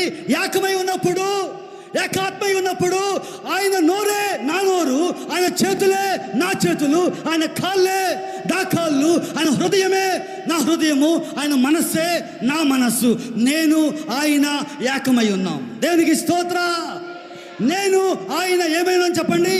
ఏకమై ఉన్నప్పుడు ఆయన నోరు నీ నోరు అయినప్పుడు నీ నోటితో ఏమండి పోల్బో సైతాన్ అంటే ఏమవుతుంది చెప్పండి? వెళ్ళిపోవాలి. దేవునికి స్తోత్ర. యేసయ్యకు మహిమ కలుగునుగాక. ఇది ప్రత్యక్షత. దేవునికి స్తోత్రం. కనుక యేసయ్య మనం ఏమవ్వాలి చెప్పండి? ఏకమవ్వాలి. ఇంకొక పాయింట్ చెప్పేసి భోజనం ఆకలి అవుతుందా? ఆకలి అవుతుందా? ఆకలి రకాలు. రెండు రకాలు. ఒకటి కడుపుకు సంబంధించింది, రెండవది హృదయానికి సంబంధించి ఆత్మకు సంబంధించింది. అందుకే యేసయ్య దగ్గరికి వచ్చినప్పుడు 3 దినాల మటు నా ఎద్దు ఉన్నారు వీళ్ళు, తినటానికి ఏమీ కూడా లేదు, ఆహారం వాళ్ళకి ఏమండి. అందుకే నీతి కొరకు ఆకలి దప్పికలు కలవారు ధన్యులు, వారు తృప్తిపరచబడతారు. దేవునికి స్తోత్ర. దేవునికి మహిమ కలుగును గాక. ఇంకొంచెం ముందుకెళ్దామా? ఆగుదామంటే ఆగు చేస్తాను నేను. చెప్పమంటారా? దేవునికి స్తోత్ర. అసలైన టాపిక్లోకి వచ్చేస్తున్నాం ఇప్పుడు. సేవకు మనీ డబ్బు టాపిక్లోకి వచ్చాము. డబ్బు అనేది సేవలో అవసరమా కాదా? డబ్బు ఉంటేనే సేవ జరుగుద్దా? డబ్బు లేకపోతే సేవ చేయగలమా? సేవలే చేయలేమా? యేసు ప్రభువు వారి దగ్గరికి ఒక అరశకేలు పన్ను వసూలు చేసి ఆయన వచ్చాడు. ఏమండి? యోహాను సువార్త క్షమించండి, మత్తయి సువార్త 17వ అధ్యాయం 24, 25, 26, 27 వచ్చినాలు. త్వరగా సాయం చేయండి స్పీడ్గా. మత్తయి సువార్త 17వ అధ్యాయం 24, 25, 26, 27 వచ్చినాలు. అరశకేలను పన్ను వసూలు చేయువాడు పేతురు వద్దకు వచ్చి, మీ బోధకుడు ఈ అరశకేలు చెల్లింపడా అని ఆయన అడుగగా, చెల్లించున నేను. అతడు ఇంటిలోనికి వచ్చి మాట్లాడక మునిపే యేసు ఆ సంగతి ఎత్తి, సీమోనా నీకేమి తోచుచున్నది? భూరాజులు సుంకమును పన్నును ఎవరి వద్ద వసూలు చేదురు? కుమారుల యొద్దన అన్యుల యొద్దన అని అడిగాను. అతడు అన్యుల యొద్దన అని చెప్పగా, యేసు అలాగైతే కుమారులు స్వతంత్రులే, అయినను మనం వారికి అభ్యంతరం కలుగ చేయకున్నట్లు నీవు సముద్రమునకు పోయి గాలం వేసి మొదట పైకి వచ్చి చేపను పట్టుకొని దాని నోరు తెరచినట్లా 1 షెకెలు దొరుకును, దాన్ని తీసుకొని నీ కొరకు నా కొరకు వారికి మంజం. డబ్బు లేకుండా సేవ చేయగలమా, సేవ చేయలేమా? ఇది ప్రశ్న. డబ్బు లేకుండా సేవ చేయగలమా, సేవ చేయలేమా? చెప్పండి. నేను మీకంటే నేను గొప్పని కాదు. నేను మీకంటే నేను గొప్పని కాదు. నేనేమో చెప్పండి, చేయగలమా, చేయలేమా? బ్రదర్ చేయొచ్చు. దేవునికి స్తోత్రం. దేవుని చేయొచ్చులేదు. కొంతమంది అంటారు, నాకు డబ్బులు ఉండాలి కానీ నేను సేవ ఎలా చేస్తాను? నాకు కారు లేదు, నాకు బైక్ కారు లేదు కానీ కారు ఉంటేనా ఇంకెంత సేవ చేసేవన్నా. ఏమండి, నాకు అది లేదు కానీ, నాకు సౌండ్ సిస్టమ్ లేదు, ఇది లేదు, అది లేదు కానీ అది ఉంటే ఇంకా సేవ ఎలా ఉండేది? ఇంకా గొప్పగా ఉండేది. ప్రియమైన దేవుని బిడ్డలారా, సేవకు వచ్చిన 14 సంవత్సరాలు సైకిల్ మీద సేవ చేశా. 15వ సంవత్సరం అది చూశాడు దేవుడు. బండి ఇచ్చాడు, బైక్ ఇచ్చాడు దేవుడు, గ్లామర్ బైక్ ఇచ్చాడు. ఏమండి, దేవునికి స్తోత్రం. 18వ సంవత్సరమున ఏమండి దేవుడు మారుతి వ్యాన్ ఇచ్చాడు దేవుడు. దేవునికి స్తోత్రం. 20వ సంవత్సరమున అది చూసిన దేవుడు ఎత్తిగా కారు, చిన్న కారు ఫ్యామిలీకి ఇచ్చాడు దేవుడు. అది చూసిన దేవుడు 25వ సంవత్సరమున ఏమండి క్షమించండి, ఫస్ట్ ఆల్టో 800 ఇచ్చాడు. చిన్నది ఏంటి చెప్పండి? ఆల్టో 800 ఇచ్చాడు. ప్రజెంట్ ఎత్తిగా 7 సీటర్ ఇచ్చాడు, పెద్దది. దేవునికి స్తోత్ర. ఇప్పుడు వీటికి ఓనర్ ఎవరు? వీటికి ఓనర్ ఎవరండి? ఓనర్ ఎవరు? యేసయ్య. నాయి కాదయ్యండి. దేవునికి స్తోత్ర. చప్పట్లు వేయబడుద్దా? దేవునికి స్తోత్ర. అవన్నీ నావి కావు. అవన్నీ ఎవరి చెప్పండి? యేసయ్య. వాటి ఓనర్ ఆయన. ఏమండి, ఆయన ఓనర్ వాటికి, నేను కాదు. ప్రియమైన దేవుని బిడ్డలారా, డబ్బు ఉంటే సేవ చేయగలమా, సేవ చేయలేమంటే? కొంతమంది చేయగలమంటారు, కొంతమంది చేయలేమంటారు. యేసయ్య దగ్గర డబ్బులు ఉన్నాయా? లేవు. పన్ను వసూలు చేసాడు, వచ్చాడు వెంటనే ఆ శిష్యుని పంపించాడు. వెళ్ళి గాలం వేసిరా, ఆ చేప నోట్లు ఏం దొరుకుద్ది చెప్పండి? షెకెల్ దొరుకుద్ది, తీసుకొచ్చి నీకు నాకు కట్టమన్నాడు. డబ్బులో చాలా అపవిత్రత ఉంటుందని కల్లూరి గారు పద్దా చెప్తుండేవారు. కల్లూరి గారి ప్రసంగాల్లో మీరు విన్నారో లేదా? డబ్బులో చాలా ఏముంటుంది చెప్పండి? అపవిత్రత ఉంటుంది అయ్యా, చాలా జాగ్రత్తగా ఉండండి. డబ్బులో చాలా భ్రష్టత్వం ఉంటుంది, చాలా జాగ్రత్తగా ఉంటుంది అని చెప్తూ ఉండేవాళ్ళు కల్లూరి గారు. ప్రియమైన దేవుని బిడ్డలారా, ఎందుకంటే డబ్బు ఎక్కువైతే అంట కళ్ళు నెత్తికొక్కి వస్తాయంట. కళ్ళజోడు ఇక్కడ ఉండదు. ఎక్కడ ఉంటుంది కళ్ళజోడు? ఇక్కడ ఉంటుంది కళ్ళజోడు. దేవునికి స్తోత్ర. అందుకే సామెతలో రాయబడి ఉంది, కన్నులు నెత్తికి ఎక్కిన వారి తరము గలదట. ఏ తరం అంట అది? కన్నులు నెత్తికి ఎక్కిన వాళ్ళ తరం కూడా ఉందంట. అందుకే డబ్బుల విషయంలో చాలా జాగ్రత్తగా ఉండాలి మనం. ఏమండి, డబ్బులు ఎక్కువ వస్తే ఎవరిని లెక్క చేయము మనం. ఏమండి, ఎవరిని లెక్క చేస్తామో? కడుపు నిండిన వాడంట తేనె పట్టినా తొక్కేస్తాడట. ఎందుకంటే కడుపు నిండింది కదా. చూసారా ప్రియమైన దేవుని బిడ్డలారా? అందుకనే డబ్బు విషయంలో చాలా జాగ్రత్తగా ఉండాలి. ఒకసారి హైదరాబాద్ నుంచి ఒక ఆయన ఒక నా దగ్గర వస్తూ ఉండేవాడు. వచ్చినప్పుడు వాళ్ళు 1000 కాలుకి ఇచ్చేవాడు అండి. వచ్చినప్పుడు 1000 కానుక ఇచ్చేవాడు. ఒకసారి దర్శనం వచ్చేసింది, రిఫరెన్స్తో సహా. వెళ్ళి ప్రవక్త దగ్గరికి నయమని వచ్చి డబ్బులు ఇస్తున్నట్టుగా ఇస్తా ఉంటే ప్రవక్త ఏమన్నాడు చెప్పండి? నాకు వద్దు అన్నాడు. ఆ దర్శనం వచ్చింది, నాకు అర్థమైపోయింది. ఆయన ఎంతంత ఇచ్చాడు మొత్తం రాసుకొని ఆయన అకౌంట్ నెంబర్ తీసుకుని సీక్రెట్గా ఆయన అకౌంట్లో పడేసా. దేవునికి స్తోత్ర. యేసయ్యకు మహిమ కలుగునుగాక.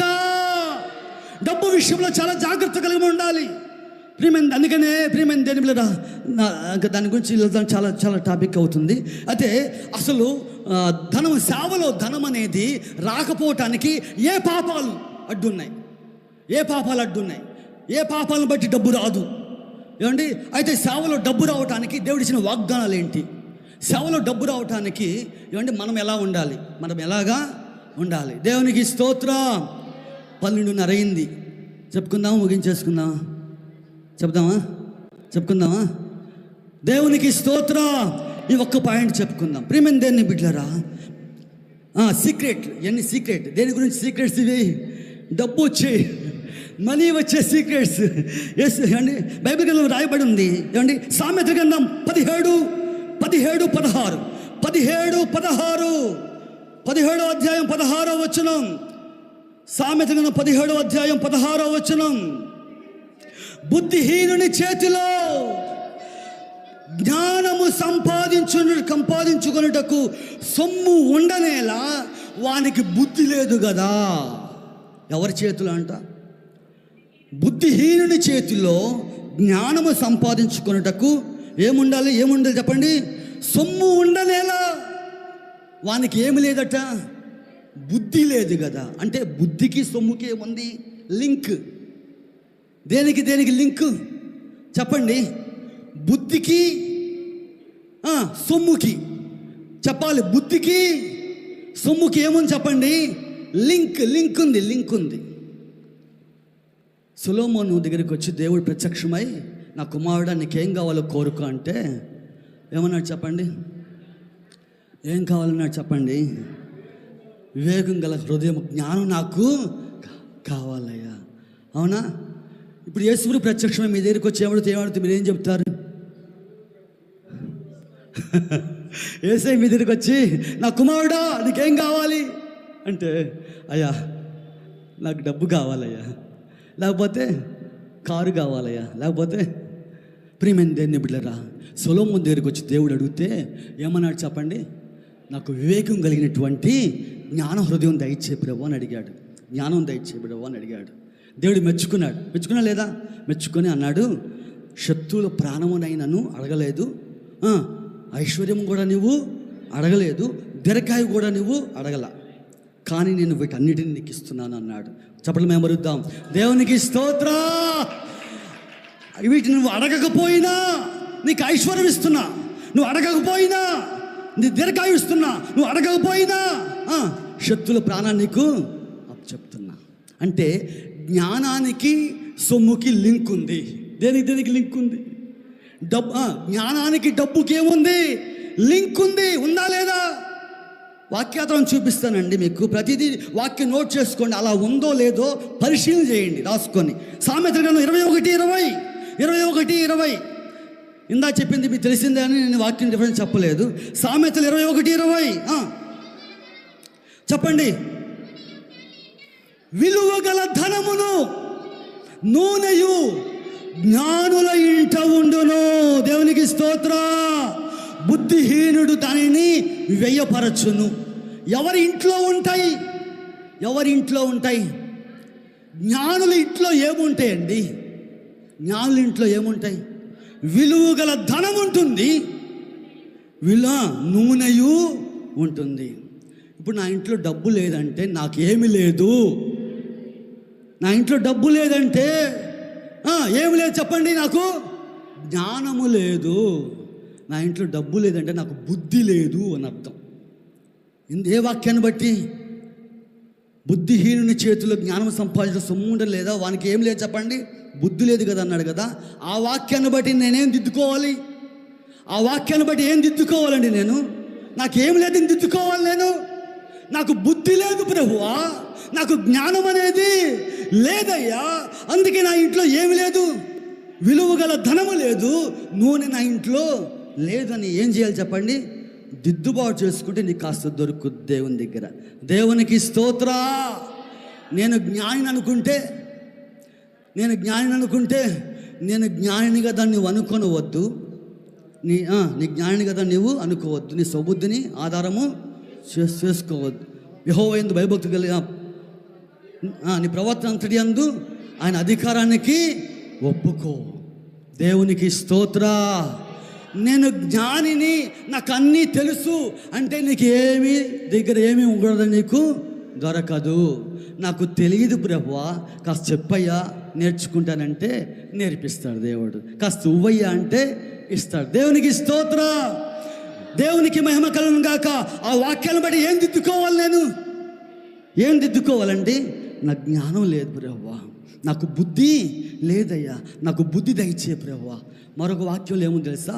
బుద్ధియు జ్ఞానమును సర్వ సంపదలను ఆయన యందు గుప్తములై ఉన్నవి. కొలస్సీ రాసిన పత్రిక 3:15 కొలస్సీ రాసిన పత్రికలో రాయబడి ఉంది 3:15లో. ఏమండి? బుద్ధియు, ఆ లైన్ వరుస క్రమంలో ముందు బుద్ధి పెట్టాడు, తర్వాత జ్ఞానాన్ని పెట్టాడు, తర్వాత సర్వ సంపదలు పెట్టాడు. నీకు ముందు సర్వ సంపదలు ఇస్తే బుద్ధి లేకపోతే ఏమవుతుంది? బుద్ధి లేకపోతే. ముందు సర్వసంపదలు ఇచ్చాడనుకోండి, నీకు బుద్ధి లేకపోతే, జ్ఞానం లేకపోతే ఏమవుతుందండి? కొంతమంది తల్లిదండ్రులు కడుపు కట్టుకొని రూపాయి కూడబెట్టి 100 ఎకరాలు కొడుకుల చేతిలో పెడుతున్నారు. ఎవరి చేతుల్లో? కొడుకు చేతిలో పెడుతున్నారు. కొడుకుకు బుద్ధి లేదు, జ్ఞానం లేదు, తాగుబోతే ఆ 100 ఎకరాలు ఏం చేస్తున్నాడు? మొత్తం అమ్ముబడేసేసి తాగేస్తున్నాడు. ఏం లేదు? బుద్ధి లేదు. నీకు బుద్ధి లేకుండా, జ్ఞానము లేకుండా సర్వ సంపదలు నీ చేతిలో దేవుడు పెడతాడా? పెట్టడా? పెట్టడు. దేవుడు పెట్టాలంటే బుద్ధి ఉండాలి. ఏముండాలి చెప్పండి? జ్ఞానము.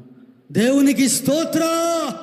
యేసయ్యకి. అందుకనే ప్రియమైన దేవుని బిడ్డలారా, దేవుని వాక్యములో చూస్తే డబ్బుని దేవుడు ఏ చేతిలో పెట్టాడు? ఏ చేతిలో? అది ఏం చెప్పండి? ఎడమ చెయ్యా, కుడి చెయ్యా? Right answer. సామెతల గ్రంథం 3:16. సామెతలు 3:16 రైట్ ఆన్సర్. ఏమండి? రైట్. సామెతలు 3:16లో దాని కుడి చేతిలో దీర్ఘాయువును, దాని ఎడమ చేతిలో డబ్బుని ఎప్పుడు కూడా ఏ చేతిలో ఉండాలి? ఏ చేతిలో ఉండాలి? దాన్ని ఎడమ చేతిలోనే పెట్టుకోవాలి. అందుకే చొక్కాకి జేబు ఎక్కడిచ్చారు? చొక్కాకి జేబు ఎక్కడిచ్చారండి? ఎడమ పక్కన. కొంతమంది గుండెలు లబ్ డబ్ అంటూ ఉంటే, కొంతమంది గుండెలు డబ్బు డబ్బు డబ్బు అంటూ ఉంటాయి. దేవునికి స్తోత్రం. అర్థమైందా? కొంతమంది గుండెలా కొట్టుకుంటే లబ్ డబ్ అంటాడు. కొంతమంది గుండెలు డబ్బు డబ్బు డబ్బు అనుకోండి. చూసారా? డబ్బుకి ఏ స్థానం పెట్టాడు దేవుడు చెప్పండి? ఎడమ చేతిలో ఉండాలి. దానికి మొదటి స్థానం ఇచ్చావా, తొక్కేసుద్ది నేను అంతే. కుడి చేత్తో డబ్బుని ఎవరికైనా ఇచ్చావనుకోండి, వాళ్ళు ఏమంటే ఎడం చేతి ఇస్తే తీసుకుంటారా? ఎడం చేతి ఇస్తే తీసుకుంటారా? తీసుకోరు. కుడి చేత్తో ఇమ్మంటారు. దేంతో ఇమ్మంటారు చెప్పండి? కుడి చేత్తో ఇవ్వమంటారు. చూడండి ప్రియమైన దేవుని బిడ్డలారా, అన్యులు కుడి చేతులు పెట్టుకుంటారు. దేవుని బిడ్డలు మనము దాన్ని ఎక్కడ ఏ చేతిలో పెట్టాలి? అది క్రమం. ఎవరు పెట్టిన క్రమం? దేవుని క్రమం. దేవునికి స్తోత్రం. యేసయ్యకు మహిమ కలుగునుగాక. అందుకనే ప్రియమైన దేవుని బిడ్డలారా, దేవుని వాక్యములోకి ఏమండి, మరి అయ్యగారు టైం అయిందంటుంది, వచ్చినట్టున్నారు. దేవునికి స్తోత్రం. మంచిది ప్రియమైన దేవుని బిడ్డలారా. అందుకని ధనానికి ఏ స్థానం ఇవ్వాలి చెప్పండి? ఎడమ చెయ్యి, ఎడమ స్థానంలో ఉండాలి. దాన్ని నెత్తికెక్కించుకోకూడదు. అందుకే బైబిల్లో తిమోతి రాసిన పత్రికలు అనుకుంటా పౌలు రాస్తూ అంటున్నాడు, ఏమన్నా చెప్పండి? ధనాపేక్ష సమస్తమైన కీడులకు మూలం. కొందరు దానిని ఆశించి విశ్వాసము నుండి తొలగిపోయి నానా బాధల చేత తమ్మును తామే పొడుచుకున్నారు. ధనాపేక్ష సమస్తమైన కీడులకు మూలం. కొందరు దాన్ని ఆశించి, దేన్ని ఆశించి? డబ్బుని ఆశించి ధనవంతులకు అపేక్షించేవారు శోధంలోను, ఉరిలోను, అవివేకయుక్తములైనటువంటి అనేక హానికరమైనటువంటి దురాశల్లో పడతారు. ఈ మధ్యకాలంలో సేవకుల దగ్గరికి ఎవరో వచ్చారంటే, ఏదో స్కీమ్ వాళ్ళు ఏంటి, విశ్వాసుల చేత 1000 కట్టిస్తే 4000 ఇప్పిస్తాం అని చెప్పి ఏదో కట్టించారంట. స్కీమ్ వచ్చిందంట.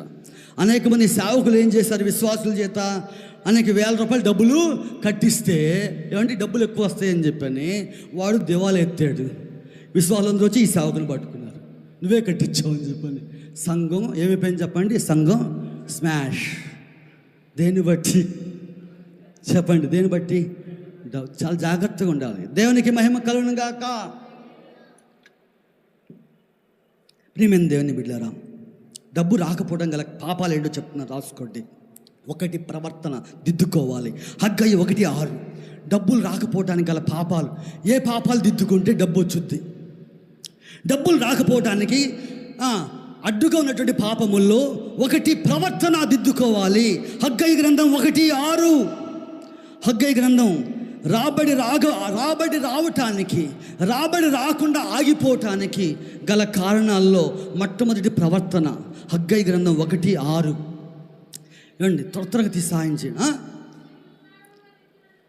మీరు విస్తారంగా విత్తినను, మీకు కొంచెమే పండెను, మీరు భోజనం చేయుచునను, ఆకలి తీరక ఉన్నది, పానము చేయుచునను, దాహము తీరకున్నది, పనివారు కష్టము చేసి జీతము సంపాదించుకున్నను చినిగిపోయిన సంచిలో వేసినట్టుగా అలా ఉండటానికి గల కారణం ఏంటి? ఏం దిద్దుకోవాలి? ప్రవర్తన దిద్దుకోవాలి. ప్రవర్తన దిద్దుకుంటే ఏమొచ్చుద్ది చెప్పండి? రాబడి. రెండవదిగా డబ్బు రాబడి రాకపోవడానికి నువ్వు దశంభాగాలు కరెక్ట్గా తీగపోయినా రాబడి రాదు. సేవకెళ్ళిన కొత్తలో మందిరం స్థలం కోసం దేవుని తిరిగి వెళ్ళి అడుగుతూ ఉంటే, ఏకాంతంకి వెళ్ళి పొలంలో పడి మామిడి తోటలో పడి ప్రార్థన చేస్తూ ఉంటే 3 రోజులు పగలు రాత్రులు ఆ మామిడి తోటలో పడి అయ్యా మందిరానికి స్థలం పోయి అని అడుగుతూ ఉంటే ఆకాశం నుండి దేవుని స్వరం వినబడతా ఉంది, నా కుమారుడా నాకిచ్చి నన్ను శోధించు. ఏమన్నాడు చెప్పండి? నాకిచ్చి నన్ను శోధించు. సేవకి కొత్తగా వెళ్ళాం రిక్తాస్తాలతో, ఏముంది మన దగ్గర ఇవ్వటానికి అని ఎంత పరిశీలన చేసినా నేను నా భార్య అర్థం కావట్లా. ఏమండి దేవుణ్ణి అడిగాం, ప్రభువా మీరు ఏది చూపిస్తే అది ఇవ్వటానికి రెడీ, అది ఏదైనా సరే మీరు ఏం చూపిస్తే అది ఇవ్వటానికి రెడీ, బయట ప్రభువా అంటే. అప్పుడు పెళ్ళైన కొత్తలో మేము సేవకి వెళ్ళాం. ఏమండి అప్పుడు మా పాస్టర్ గారి మెడలో బంగారపు నాంతాడు ఉంది, కళ్యాణ పొంగరాలు బంగారపు వస్తువులు చూపించాడు. నేను పాస్టర్ గారు మాట్లాడుకున్నాం. ఆమె 1 రోజు 2 రోజులు ఆలోచన చేసింది, తర్వాత దేవునికి సరెండర్ అయిపోయింది, తీసిచ్చేసింది. దేవునికి కానుక ఇచ్చేసాం. మళ్ళీ వెళ్ళి ప్రార్థన చేసాం. అయ్యా నాకు ఇచ్చి నన్ను శోధించమన్నావు ప్రభువా, నాకు కలిగింది నీకు ఇచ్చాం, నాకు దయచే ప్రభువా, మందిరానికి స్థలంకి డబ్బులు కట్టాలి అక్కడ అంటే. ఏమండి 25వ తారీఖు కట్టాలి, 24వ తారీఖున దేవుడు అమౌంట్ సమకూర్చేశాడు. చాలా మేము మరుద్దాం. దేవునికి మహిమ కలుగునుగాక, దేవునికి స్తోత్రం. విజయవాడలో సొంత ఇల్లు ఉండేది, 150 గజాలు, 3 పోర్షన్లు, మొత్తం అమ్మిపడేసేసి దేవునికి కానుకిచ్చేసాం మొత్తం కూడా. యేసయ్యకు మహిమ కలుగునుగాక, దేవునికి స్తోత్రం. దేవునికి ఇవ్వకుండా ఏమండి దేవునికి ఇవ్వకుండా నువ్వు ఎలా పొందుకుంటావు? బైబిల్లో రాయబడింది లూకాసు వార్త 6:38లో, ఇయ్యుడి మీకు ఇయ్యబడును. ఏమండి ఇయ్యుడి మీకు ఇయ్యబడును. మలాకి గ్రంథం 3:10లో ఉంది. ఏమండి నాకు ఇచ్చి నన్ను శోధించినల్లా. దేవునికి ఇవ్వకుండా నువ్వు ఎలా పొందుకుంటావు? ఏమండి ఈ కోటాలకి ఎంత ఖర్చు అండి? ఈ కోటాలకి పెట్రోల్ తెలుస్తుంది, అది ఉట్టికొన్న వాళ్ళు తెలియదు. ఈ కోటాలకి ఎంత ఖర్చు కదా. నీకు కలిగిన దాంట్లో నువ్వు ఎంతో కొంత ఏం చేయాలి? నీ స్తోమతను బట్టి నీకు కలిగిన దాంట్లో ఉట్టిగా తిని వెళ్తాం కాదు. నీకు కలిగిన దాంట్లో ఎంతో కొంత గుప్పిలు విప్పి కానుకిప్పి వెళ్ళాలి. అది క్రమం. దేవునికి స్తోత్రం. నీ దగ్గర ఏమీ లేకపోతే అది దేవుని తెలుసు కదా. అది నీకు కలిగిన దాంట్లోనే అన్నాడు దేవుడు, నీ స్తోమతను బట్టే. ఇంత ఖర్చు అండి, బోళ్ళు అంత ఖర్చు, కొన్ని వేల రూపాయలు ఖర్చు అండి ఇంతమందికి భోజనాలు అంటే. అవునా? దేవుని మాటకు లోబడి అయ్యగారు పెడుతున్నారు. ఏమంటే మనం బలపడాలని, మన సేవలు బలపడాలని. అలాంటప్పుడు నీకు కలిగిన దాంట్లోనే, నీ 2వ భాగంలోనే, సేవకుల భాగంలోనే ఎంతో కొంత తీసుకొచ్చి ఏం చేయాలి చెప్పండి? కానుక పెట్లు వేయి. దేవునికి స్తోత్రం. ఇయుడి మీకు ఇవ్వండి. నేను ఎవరైనా ప్రసంగం పిలిచారనుకో, ఉపవాస కూడికలు కానీ పబ్లిక్ మీటింగ్స్ కానీ ఎక్కడ ప్రసంగం పిలిచారనుకోండి, నువ్వు చెప్పే అంశంలో ఒకటి గుర్తుపెట్టుకోండి. నువ్వు ఏ అంశమైనా తీసుకో, కానీ అక్కడున్న సంఘానికి మీరు దేవునికి ఇవ్వటం నేర్చుకోండి అని ఆ పాయింట్ మాత్రం చెప్పు. దేవునికి స్తోత్రం. నువ్వు ఏ అంశమైనా తీసుకో, అది ఉపవాస కూడికి కానీ అది ఏ కూడికి కానీ ఏ అంశమైనా చెప్పి ఆ సంఘస్థులు ఏం చెప్పాలి చెప్పండి? నేను ఎవరైనా పిలిస్తే దేవునికి ఇవ్వటం ద్వారా ఈ మేలు ఉంటుంది, దశంభాగాలు వెళ్ళి కట్టకపోతే కట్టుకోండి అని ఒక పాయింట్ చెప్పు. ఎందుకంటే స్థానికంగా చెప్పే అయ్యగారు మాట అంతగా లెక్క చేయరు. నువ్వు బయట నుంచి వచ్చిన అయ్యగారు చెప్పే మాట ఏం చేస్తాపండి? వింటారు. అది నేను ఒక ప్రాంతానికి పబ్లిక్ మీటింగ్కి వెళ్ళాను. ఏమండి దేవుని మహిమ కొరకు చెప్తున్నాను. ఒక స్థలము పాస్టర్ గారికి ఇస్తాన్నారంట. ఇన్ని రోజులు బట్టి పెండింగ్లో పడతా ఉంది, అది ఇవ్వట్లా. నేను పబ్లిక్ మీటింగ్ పిలిచాడు. ఆ పబ్లిక్ మీటింగ్లో దేవుడు ప్రేరేపణ కలిగించాడు. నేను చెప్పుకున్న సబ్జెక్ట్ వేరు, ఆ అంజులలో దేవుని దగ్గర నడిపించాలని ఆ సబ్జెక్ట్ చెప్తూ ఈ పాయింట్ అట్లా అంటించాడు. టచ్ చేసా, టక్కన ఆ పాయింట్ ఆ వ్యక్తిని పట్టుకుంది. మీటింగ్ అయిన తర్వాత ఆ స్థలం కాగితాలు తీసుకొచ్చి అయ్యగారి చేతిలో పెట్టి కానుకగా ఇచ్చేసి రిజిస్ట్రేషన్ చేపించేశాడు. దేవునికి స్తోత్రం. చెప్పులు మేము మరుద్దాం. యేసయ్యకు మహిమ కలుగునుగాక, దేవునికి స్తోత్రం. నిన్ను పబ్లిక్ మీటింగ్ పిలిచినా, ఉపవాస కూడికలు పిలిచినా, ఏ కూడికలు పిలిచినా ఈ పాయింట్ మాత్రం నువ్వు ఏం చేయాలి చెప్పండి? చెప్పే వారిగా నువ్వు ఉండాలి. దేవునికి స్తోత్రం. ఏంటి దశమం తీయిపోయినా ఏం చెప్పండి? రాబడి రాదు. తర్వాత 3వ పాపం, కామ వికార చేష్టల వల్ల రాబడి రాదట. హెజ్కేలు 16:27. త్వరగా సహాయం చేయండి, 10 నిమిషాల్లో ముగించేద్దాం. ఏమండి, యెహెజ్కేలు 16:27 కామ వికార చేష్టల వల్ల కూడా నీకు రాబడి రాదు. వ్యభిచార పాపం వల్ల నేను నీకు విరోధినై నీ జీవనోపాధిని తక్కువ చేసి నీ కామ వికార చేష్టలకు సిగ్గుపడిన ఫిలిస్తీన్ల కుమార్తెలు నిన్ను. ఏ పాపం వల్ల జీవనోపాధి తగ్గుతుంది? ఏ పాపం వల్ల రాబడి తగ్గుతుంది? ఏ పాపం వల్ల కరువు వస్తుంది? చెప్పండి. కామ వికార చేష్టలు. ఏ చేష్టలు? కామ వికార చేష్టలు. వ్యభిచార పాపం వల్ల ఏం రాదు చెప్పండి? రాబడి రాదు. ఇది నేను పాయింట్ చెప్పుకున్నా మనం. 3. 4వది ధనాపేక్ష వల్ల కూడా రాబడి రాదు. ధనం మీద మనసు పెట్టిన. సామెతలు 23:4-5 త్వరగా సహాయం చేయండి. సామెతలు 23:4-5 ధనాపేక్ష వల్ల, అంటే ధనం మీద మనసు పెట్టినా కానంట రాబడి రాదట. సామెతలు 23:4-5 ఐశ్వర్యం పొంద ప్రయాసపడకము, నీకు అట్టి అభిప్రాయం కలిగిన దాన్ని విడిచిపెట్టము. నీవు దాని మీద దృష్టి నిలిపిన తోడనే అది లేకపోవును, నిశ్చయముగా అది రెక్కల దగ్గరించి ఎగిరిపోవును. పక్షిరాజు ఆకాశంలో ఎగిరిపోనట్లు అది ఎగిరిపోవును. చాలు. ఏమండి, ఏ పాపం సరి చేసుకోవాలి దీంట్లో చెప్పండి? ధనం మీద మనసు పెట్టుకుని అన్నీ ఏం చేయాలి చెప్పండి? దిద్దుకోవాలి.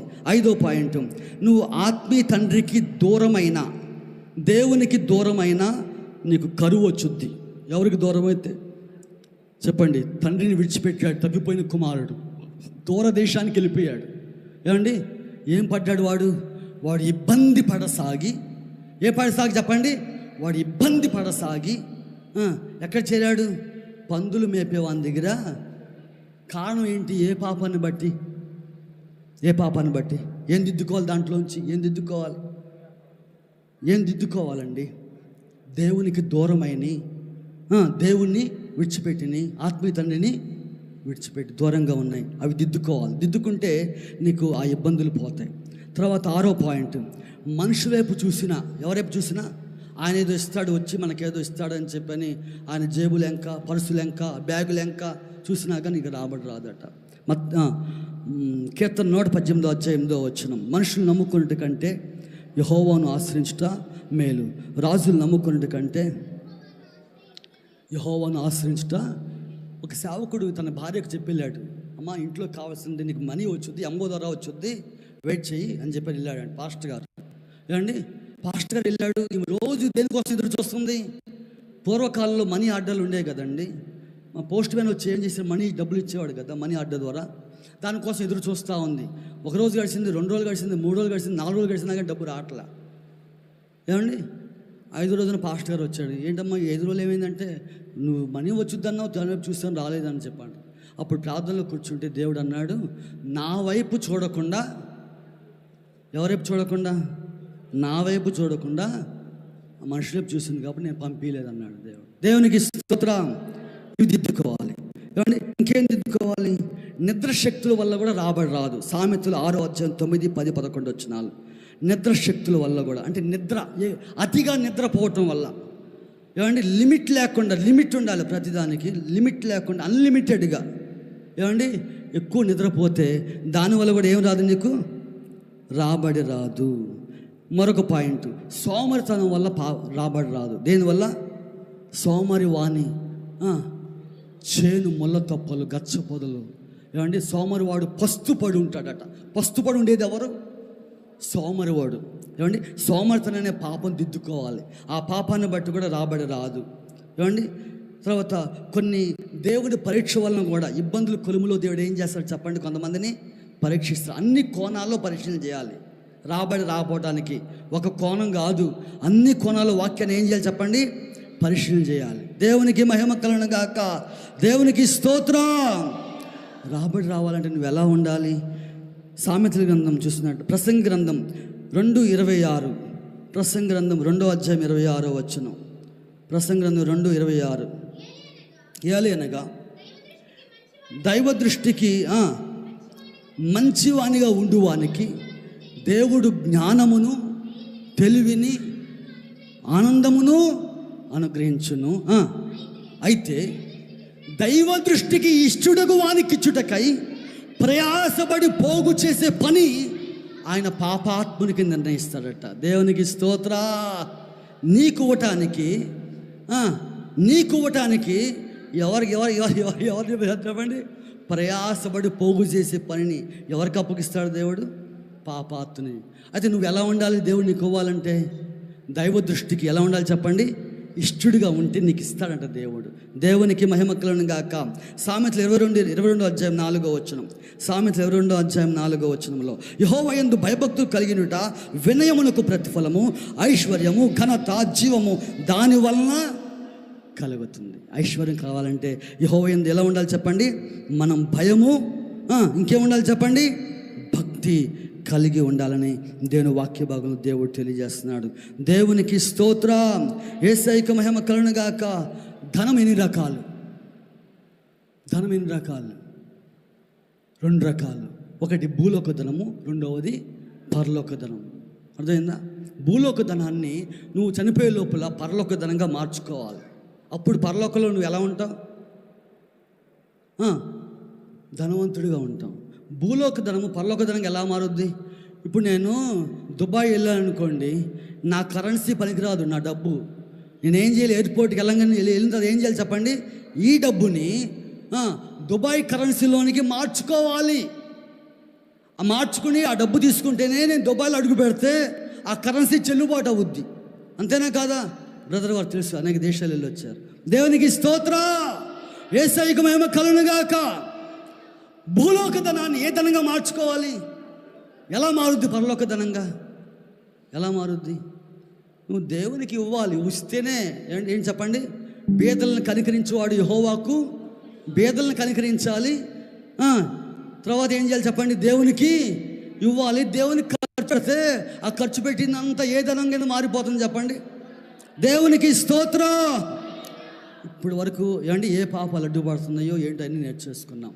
ఇప్పుడు రావడానికి దేవుడు చేసిన ప్రామిస్, వాగ్దానాలు చూసుకొని ముగించేసుకుందాం. మనం 2 కొరింథీ 8వ అధ్యాయం 9వ వచనం. 2 కొరింథీ 8వ అధ్యాయం 9వ వచనం. 2 కొరింథీ 8వ అధ్యాయం 9వ వచనం. 2 కొరింథీ రాసిన పత్రిక 8వ అధ్యాయం 9వ వచనం. మీరు మన ప్రభువైన యేసుక్రీస్తు కృపను ఎరుగుదురు కదా, ఆయన ధనవంతుడై ఉండియు మీరు తన దారిద్ర్యమును వలన ధనవంతులు కావాలని మీ నిమిత్తము ఆయన ఏమయ్యాడు చెప్పండి? మనం ఏం కావాలని? ధనవంతులు కావాలని. మన నిమిత్తం ఆయన ఏమైపోయాడు? అది ప్రామిస్ అంటే చేసింది. ఇంకా దేవుడు ఇచ్చిన వాగ్దానాలు. యెషయా గ్రంథము 45:3. యెషయా గ్రంథం 45వ అధ్యాయం 3. ఏమండి? యెషయా గ్రంథం 45వ అధ్యాయం 3వ వచనం. పేరు పెట్టి నిన్ను పిలిచిన యెహోవాను నేనే అని నీవు తెలుసుకున్నట్లు అంధకార స్థలములలో ఉంచబడిన నిధులను, రహస్య స్థలములలో మరుగైన ధనమును నేను నీకు ఇచ్చేదను. చెప్పండి, మేము మరుద్దాం. దేవునికి స్తోత్రం. ఆమేన్ అనండి. ఆమేన్ అంటే మీకు అవును కాక ఇక అయిపోయినట్టుగా. ఆమేన్, ఆమేన్. దేవునికి స్తోత్రం. ఎక్కడ ధనాన్ని ఇస్తాడు దేవుడు నీకు? అంధకార స్థలములలో ఉంచబడిన నిధులు నీకే, రహస్య స్థలములలో మరుగైన ధనము నీకు ఇచ్చేదను. ఆమేన్, ఆమేన్ అనండి. అది రిసీవ్ చేసుకోవటం అంటే దేవుడు ఏదైనా మీకు ప్రామిస్ చెప్పాడు అనుకో, ఆమేన్ అనాలి అన్నమాట. అప్పుడు నీకు రిసీవ్ చేసుకున్నట్టు. అది దేవునికి స్తోత్ర. దేవునికి మహిమ కలుగునుగాక. ఫిలిప్పి 4:19 ముగిస్తున్నాను ఇక నేను. ఫిలిప్పి రాసిన పత్రిక 4వ అధ్యాయం 19వ వచనం. ఫిలిప్పి రాసిన పత్రిక 4వ అధ్యాయం 19వ వచనం. గట్టి చదవాలి. దేవుడు తన ఐశ్వర్యము చొప్పున క్రీస్తు యేసునందు మహిమలో మీ ప్రతి అవసరమును తీర్చును. దేవునికి స్తోత్ర. సేవకెళ్ళిన ప్రారంభ దినాల్లో దేవుడు మందిరం స్థలం ఇచ్చాడని చెప్పాను కదా. ఆ స్థలంలో బోర్ లేదు, ఏమండి, వాటర్ లైన్ లేదు. వాటర్ తీసుకోవాలంటే చాలా దూరం వెళ్ళి కొట్టుడు పంపు కొట్టుకొని 2 బకెట్లు జోడేసుకొని నీళ్ళు తీసుకురావాలి. విజయవాడ మాకు సొంత ఇంటి దగ్గర ఇంట్లోనే పంపు. మాకు నీళ్ళ బాధ తెలియదు. కానీ ఇప్పుడు పల్లెటూరు సేవకు వచ్చిన తర్వాత నీళ్ళు తెచ్చుకోవాలంటే ఏం చేయాలి చెప్పండి? 2 బకెట్లు జోడేసుకొని, అంత దూరం, చాలా దూరం ఉంటుంది, అక్కడ కొట్టుడు బోరు కొట్టుకొని, లైన్లో నిలబడి కొట్టుకొని 2 జోడేసి ఏం చేయాలి చెప్పండి, తీసుకొచ్చి తొట్టులో పోసుకోవాలి. నీళ్లు మొయ్యలేక దేవుని దగ్గర అయ్యా నీళ్లు మొయ్యలేకపోతున్నాను, నాకు కాస్త మంచి నీళ్ళు సహాయం చేయ ప్రభువా అని ప్రార్థన చేస్తే, ఆ ప్రార్థనకు దేవుడు రిప్లై ఇచ్చాడు. దేవుడు ఆ రిప్లై ఈ వాగ్దానం. ఆ రిప్లై ఏం చెప్పండి, దర్శనంలో దేవుడు వచ్చి రిఫరెన్స్ ఇచ్చాడు. ఫిలిప్పీ 4:19 వాగ్దానం చేస్తాను చదువు అని చెప్పాను. ఎలా ఇచ్చాడు తెలుసా? రిఫరెన్స్ ఎలా ఇచ్చాడు తెలుసా? చెప్పండి. దర్శనం ఏమి దర్శనం? వాటర్ కనెక్షన్ ఇచ్చినట్టుగా, తొట్టి నిండా నీళ్లు వచ్చినట్లుగా, తొట్టి అంతా నిండిపోగా నీళ్లు పక్షి మోసుకెళ్తున్నట్టుగా దర్శనం ఇచ్చాడు. దాన్ని స్తుతించేశాక, నీకు స్తుతులు ప్రభువా, థ్యాంక్స్ అయ్యా. ఎందుకని? పరలోకంలో శాంక్షన్ అయింది, భూలోకంలో కూడా అయిపోద్ది. ఇక అయినట్టుగానే దేవుడు శాంక్షన్ చేశాడు. దేవుడు కనెక్షన్ ఇచ్చాడు. ఏమండి వచ్చింది, తొట్టి నిండా నీళ్లు సమృద్ధిగా ఉన్నాయి.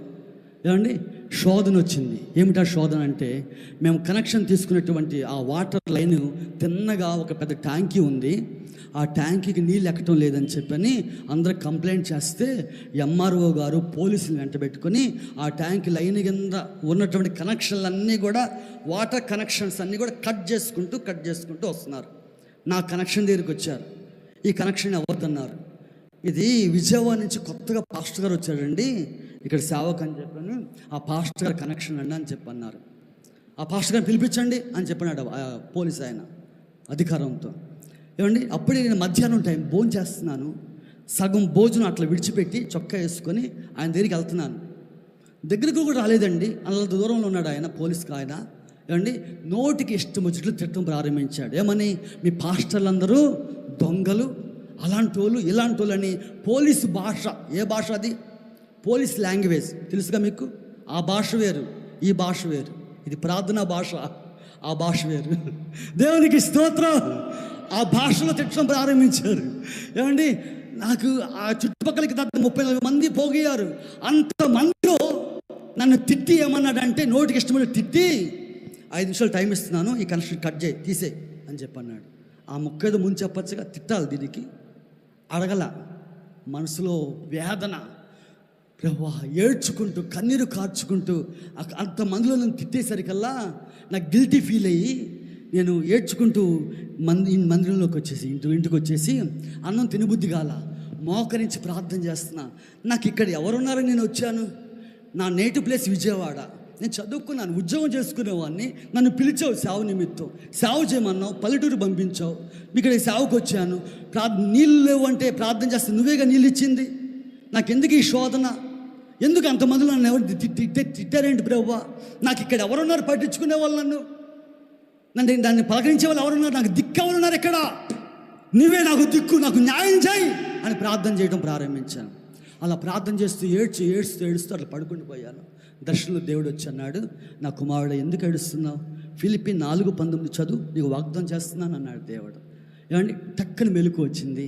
బైబిల్ తెరిచి వస్తే, కాగా దేవుడు తన ఐశ్వర్యం చొప్పున క్రీస్తు యేసు నందు మహిమలో మీ ప్రతి అవసరాన్ని నేను తీరుస్తాను, నువ్వు ఎందుకు ఏడుస్తున్నావు అని దేవుడు ఓదార్చాడు. దేవునికి స్తోత్ర. ఎవరు ఓదార్చారు చెప్పండి? అప్పుడు లోపల దుఃఖమంతా ఎగిరిపోయింది. ఇక ఎవరు ఓదారిస్తే, దేవుడు ఓదారిస్తే లోకంలో దుఃఖం అంతా ఎగిరిపోయింది. ఇక సంతోషంగా ఇక ప్రార్థన చేసుకుంటారు. కనెక్షన్ కట్ చేశారు, ఇక తీశారు, ఇక కనెక్షన్ లేదు, ఇక నీళ్ళు రావట్లా, మళ్ళీ మోసుకోవటం అక్కడి నుంచి. ఏమండి మళ్ళీ ప్రార్థన చేశాను, ప్రభువా నువ్వు దర్శనం ఇచ్చావు, నెరవేర్చావు, నీళ్ళు ఇస్తానని ఇచ్చావు, మళ్ళీ కనెక్షన్ కట్ చేశారు. ఇప్పుడు నువ్వు నా ప్రతి అవసరం తీరుస్తున్నావు కదా, ఇప్పుడు నాకు నీళ్లు కావాలి, నాకు అవసరం, నాకు నీళ్ళు ఇస్తావా లేదా అని కూర్చున్నా దేవుని దగ్గర. ఆ ప్రార్థన దేవుడు విన్నాడు. దేవుడు ఆ ప్రార్థనకి రిప్లై, ఎవరైతే కనెక్షన్ తీశారో మళ్ళీ ఆ కనెక్షన్ అనేది ఇచ్చుకుంటూ వెళ్ళిపోయారు. మళ్ళీ యథాప్రకారంగా ఏమొచ్చేసినాయి చెప్పండి? నీళ్ళు వచ్చేసినాయి. దేవునికి స్తోత్ర. యేసయ్యకు మహిమ కలుగునుగాక. ఆ తర్వాత కొన్ని రోజుల తర్వాత మా కుమారుడు చిన్న బాబుని తీసుకొని కూరగాయలు తీసుకొద్దామని లోపల నుంచి మందిరం కాడ నుంచి మెయిన్ రోడ్డుకి వెళ్తున్నా, బుట్ట తీసుకొని కూరగాయలు తీసుకురాండి. ఇట్లా వెళ్తూ ఉంటే ఆ ఒక మదిరి నుంచి పోలీస్ కానిస్టేబుల్ ఒక ఆయన వచ్చాడు. స్పీడ్గా బైక్ మీద డ్రైవింగ్ చేసుకుంటూ వచ్చి నా దగ్గర టక్కున ఆఫ్ చేశాడండి. ఆఫ్ చేసి అన్నాడు, ఆ రోజున నిన్ను అనవసరంగా నోటికి ఇష్టం వచ్చినట్లు తిట్టాడు, ఈ రోజున సస్పెండ్ అయ్యి ఇంట్లో కూర్చున్నాడు అన్నాడు. దేవునికి స్తోత్రా. నేను ఆయన ఉద్యోగం పోవాలని ప్రార్థన చేయలే. ఏమండి, ఏం చేయలేదు చెప్పండి? ఆయన ఉద్యోగం పోవాలని సస్పెండ్ కావాలని ప్రార్థన చేయలే. కానీ దేవుడు తన సేవకుని పక్షంగా న్యాయం చేశాడు. నీ పక్షంగా దేవుడు ఉన్నాడు. నమ్ముతున్నావా? నీ పక్షంగా ఎవరున్నారు చెప్పండి? చెప్పుకోండి, మీ గుండెల మీద చేసుకుని చెప్పుకోండి, నా పక్షాన్ని దేవుడు ఉన్నాడని. నా పక్షాన్ని దేవుడు ఉన్నాడు, నా పక్షాన్ని దేవుడు ఉన్నాడు, నాకు న్యాయం చేస్తాడు ఆయన. దేవునికి స్తోత్ర. యేసయ్యకు మహిమ కలుగునుగాక. నీ పక్షాన దేవుడు ఉన్నాడు, నీ పక్షాన మంతుడు ఉన్నాడు. మనుషులు నిన్ను విడిచిపెట్టినా, ఎవరు నీకు తోడు లేకపోయినా దేవుడు నీకు తోడుగా ఉన్నాడు. నిశ్చయంగా దేవుడు నిన్ను ఆశీర్వదిస్తాడు. దేవుడు నామే నిశ్చయంగా దేవుడు నిన్ను గొప్పవానిగా చేస్తాడు. ఆమె నిశ్చయంగా దేవుడు నిన్ను ఉన్నతంగా నిలబెడతాడు. ఆమె ఏంటి? ఆమెను పలకరేంటండి? నిశ్చయంగా దేవుడిని ఆశీర్వదిస్తాడయ్యా అంటే ఏం పలకాలి మనం? ఆమె నన్ను పలకాలి. అవునా? దేవునికి స్తోత్ర. నిశ్చయంగా నా దేవుడు నిన్ను ఉన్నత స్థలంలో నిలబెట్టునుగాక. నిశ్చయంగా నా దేవుడు నిన్ను పైకి లేవనెత్తునుగాక. నిశ్చయంగా నా దేవుడు నీ సేవ జరిగించునుగాక. నీ సంఘము ఆత్మలతో నిండి పొర్లునుగాక. మందిరం లేని వారికి దేవుడు మందిరాలు ఇచ్చునుగాక. యేసు నామంలో స్థలము లేని వారికి స్థలము ఇచ్చునుగాక. మైక్ సెట్ లేని వాళ్ళకి సౌండ్ సిస్టమ్ దేవుడు ఇచ్చునుగాక. వాహనాలు లేని వారికి దేవుడు వాహనాలు యేసు నామంలో ఇచ్చునుగాక. దేవునికి స్తోత్రం. దేవుడు మిమ్మల్ని పైవానిగా ఉంచునుగాక. దేవుడు మిమ్మల్ని తలగా నియమించునుగాక. నువ్వు అనేక జనములకు అప్పు ఇచ్చేవానిగా దేవుడు చేయునుగాక. దేవునికి స్తోత్రం. ప్రార్థన చేసుకుందామా? దేవుడి కొద్ది మాటలు మనకి దీవించి ఆశించునుగాక. మోకరించిన ప్రార్థన చేసుకుని భోజనానికి వెళ్ళిపోదాం. మోకరించిన ఒక నిమిషం ప్రార్థన చేసుకుందాం. విన్న వాక్యాన్ని బట్టి ప్రభువా నీకు వందనాలు, వందనాలు, వందనాలు. మోకాల మీదకి వచ్చేద్దాం. ఒక్క నిమిషం. యేసయ్యా నీకు వందనాలు. నీలాంటి సేవ నాకు కావాలయ్యా. నీలాంటి బ్రతుకు నాకు కావాలి. నీలాంటి బోధ నాకు కావాలి. యేసయ్యా చెయ్యి. ప్రార్థన చేద్దాం. మోకాల మీదకి వచ్చేసి ఒక్క నిమిషం ప్రార్థన చేసేద్దాం. ఓ ప్రభు నీకు వందనాలు, వందనాలు, వందనాలు, వందనాలు. తండ్రి మీకు వందనాలు, తండ్రి మీకు వందనాలు. యేసయ్యా ఆ కృప నాకు దయచే ప్రభువా. అయ్యా కృప దయచే ప్రభువా. మనుషుల పైన ఆధారపడ్డానయ్యా, మనుషులు నమ్ముకున్నానయ్యా, మనుషులను ఆశ్రయించానయ్యా, మనుషుల పైన ఆధారపడ్డానయ్యా. మనుషుల వైపు చూశానయ్యా, వారి జేబుల వైపు చూశానయ్యా, వారి బ్యాగుల వైపు చూశానయ్యా. ఓ ఏమైనా ఇస్తారేమోనని వారి వైపు చూశానయ్యా. యేసయ్యా మనుషులు నమ్ముకున్నానయ్యా, మనుషుల పైన ఆధారపడ్డానయ్యా. నన్ను క్షమించండి. ఏయ్ కేకలేయాలి దేవుని దగ్గర. ఓ నా పాపమును బట్టే, నా కామాత్రతను బట్టే, నా కామ వికర చేష్టలను బట్టే రాబడి రావట్లేదయ్యా. ఓ భక్తి శ్రద్ధ నాలో లేదయ్యా. శ్రద్ధ భక్తులు నాలో లేవు ప్రభువా. అయ్యో నా ప్రవర్తన దిద్దుకోలేకపోయానయ్యా. జ్ఞానము లేని వాడిని అయిపోయానయ్యా, బుద్ధి లేని వాడిని అయిపోయానయ్యా. ఓ నేను జ్ఞానిని కదా అనుకున్నానయ్యా. ఓ నాకు జ్ఞానం ఉంది కదా అనుకున్నానయ్యా. నాకు తెలివిగా ఉంది అనుకున్నానయ్యా. ఓ ప్రభువా ఈ కేకలేయాలి, దేవుని దగ్గర వేయాలి. చేయి ప్రార్థన చేయాలి. ప్రార్థన నోరు తెరవాలి. యేసయ్యా వేయాలి, కేకలేయాలి.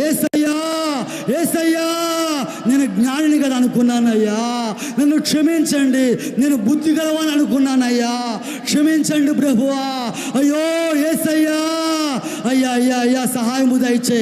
నీకు ఇష్టడిగా జీవించలేకపోయానయ్యా. డబ్బుకు ప్రథమ స్థానం ఇచ్చానయ్యా. ధనం మీద మనసు పెట్టానయ్యా. ఐశ్వర్యం పొంద ప్రయాసపడ్డానయ్యా. ఓ వాటి మీద మనసు పెట్టుకున్నానయ్యా. యేసయ్యా డబ్బుకు ప్రథమ స్థానం ఇచ్చానయ్యా, ధనానికి ప్రథమ స్థానం ఇచ్చానయ్యా. యేసయ్యా చేయాలి, ప్రార్థన చేయాలి. యేసయ్యా దేవుడు మన మధ్యలో ఉన్నాడు. నిశ్చయంగా దేవుడిని కన్నీటిని తొడవబోతున్నాడు. దేవుడు నిశ్చయంగా దేవుడు నీ సేవను పైకి లేవనెత్తబోతున్నాడు. నిశ్చయంగా దేవుడిని ఉన్నత స్థితిలో నిలబెట్టబోతున్నాడు. నిశ్చయంగా నా దేవుడు అనేక ఆత్మలు నిండి పొర్లు విధంగా నీకు ఇవ్వబోతున్నాడు. చేయాలి, ప్రార్థన చేయాలి. మన మధ్యలో దేవుడు ఉన్నాడు, మన మధ్యలో పరిశుద్ధాత్మ దేవుడు ఉన్నాడు. యేసయ్యా నీలా సేవ చేయాలయ్యా, నీలా బ్రతకాలయ్యా, నీలా బ్రతకాలి ప్రభువా. ఆ కృప నాకు దయచే, ఆ కృప నాకు కావాలి. యేసయ్యా నీలా బోధ చేయాలయ్యా, నీలా మాట్లాడాలయ్యా, నీలా చూడాలయ్యా, నీలా తగ్గించుకోవాలయ్యా. తగ్గింపు అందలేదు ప్రభువా, నాకు తగ్గింపు అందలేదయ్యా. నేల మటుకు తగ్గించుకోలేకపోయానయ్యా. ఎవరైనా ఒక మాట అంటే 10 మాటలు అన్నానయ్యా, క్షమించండి నాయనా. తగ్గించుకోలేకపోయానయ్యా, నోరు పూసుకోలేకపోయానయ్యా. యేసయ్యా నీలాంటి సేవ కావాలి, నీలాంటి సేవ చేయి, ప్రార్థన చేయాలి. నీలాంటి సేవ, యేసయ్యా నీలాంటి సేవ మాకు కావాలి, నీలా బ్రతకాలయ్యా. అయ్యా యేసయ్యా చేయాలి, ప్రార్థన చేయాలి, నోరు తెరవాలి.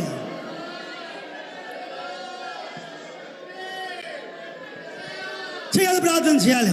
అయ్యా సేవలో పేదరికంలో ఉన్నానయ్యా, డబ్బు లేదయ్యా, రాబడి రావట్లేదు.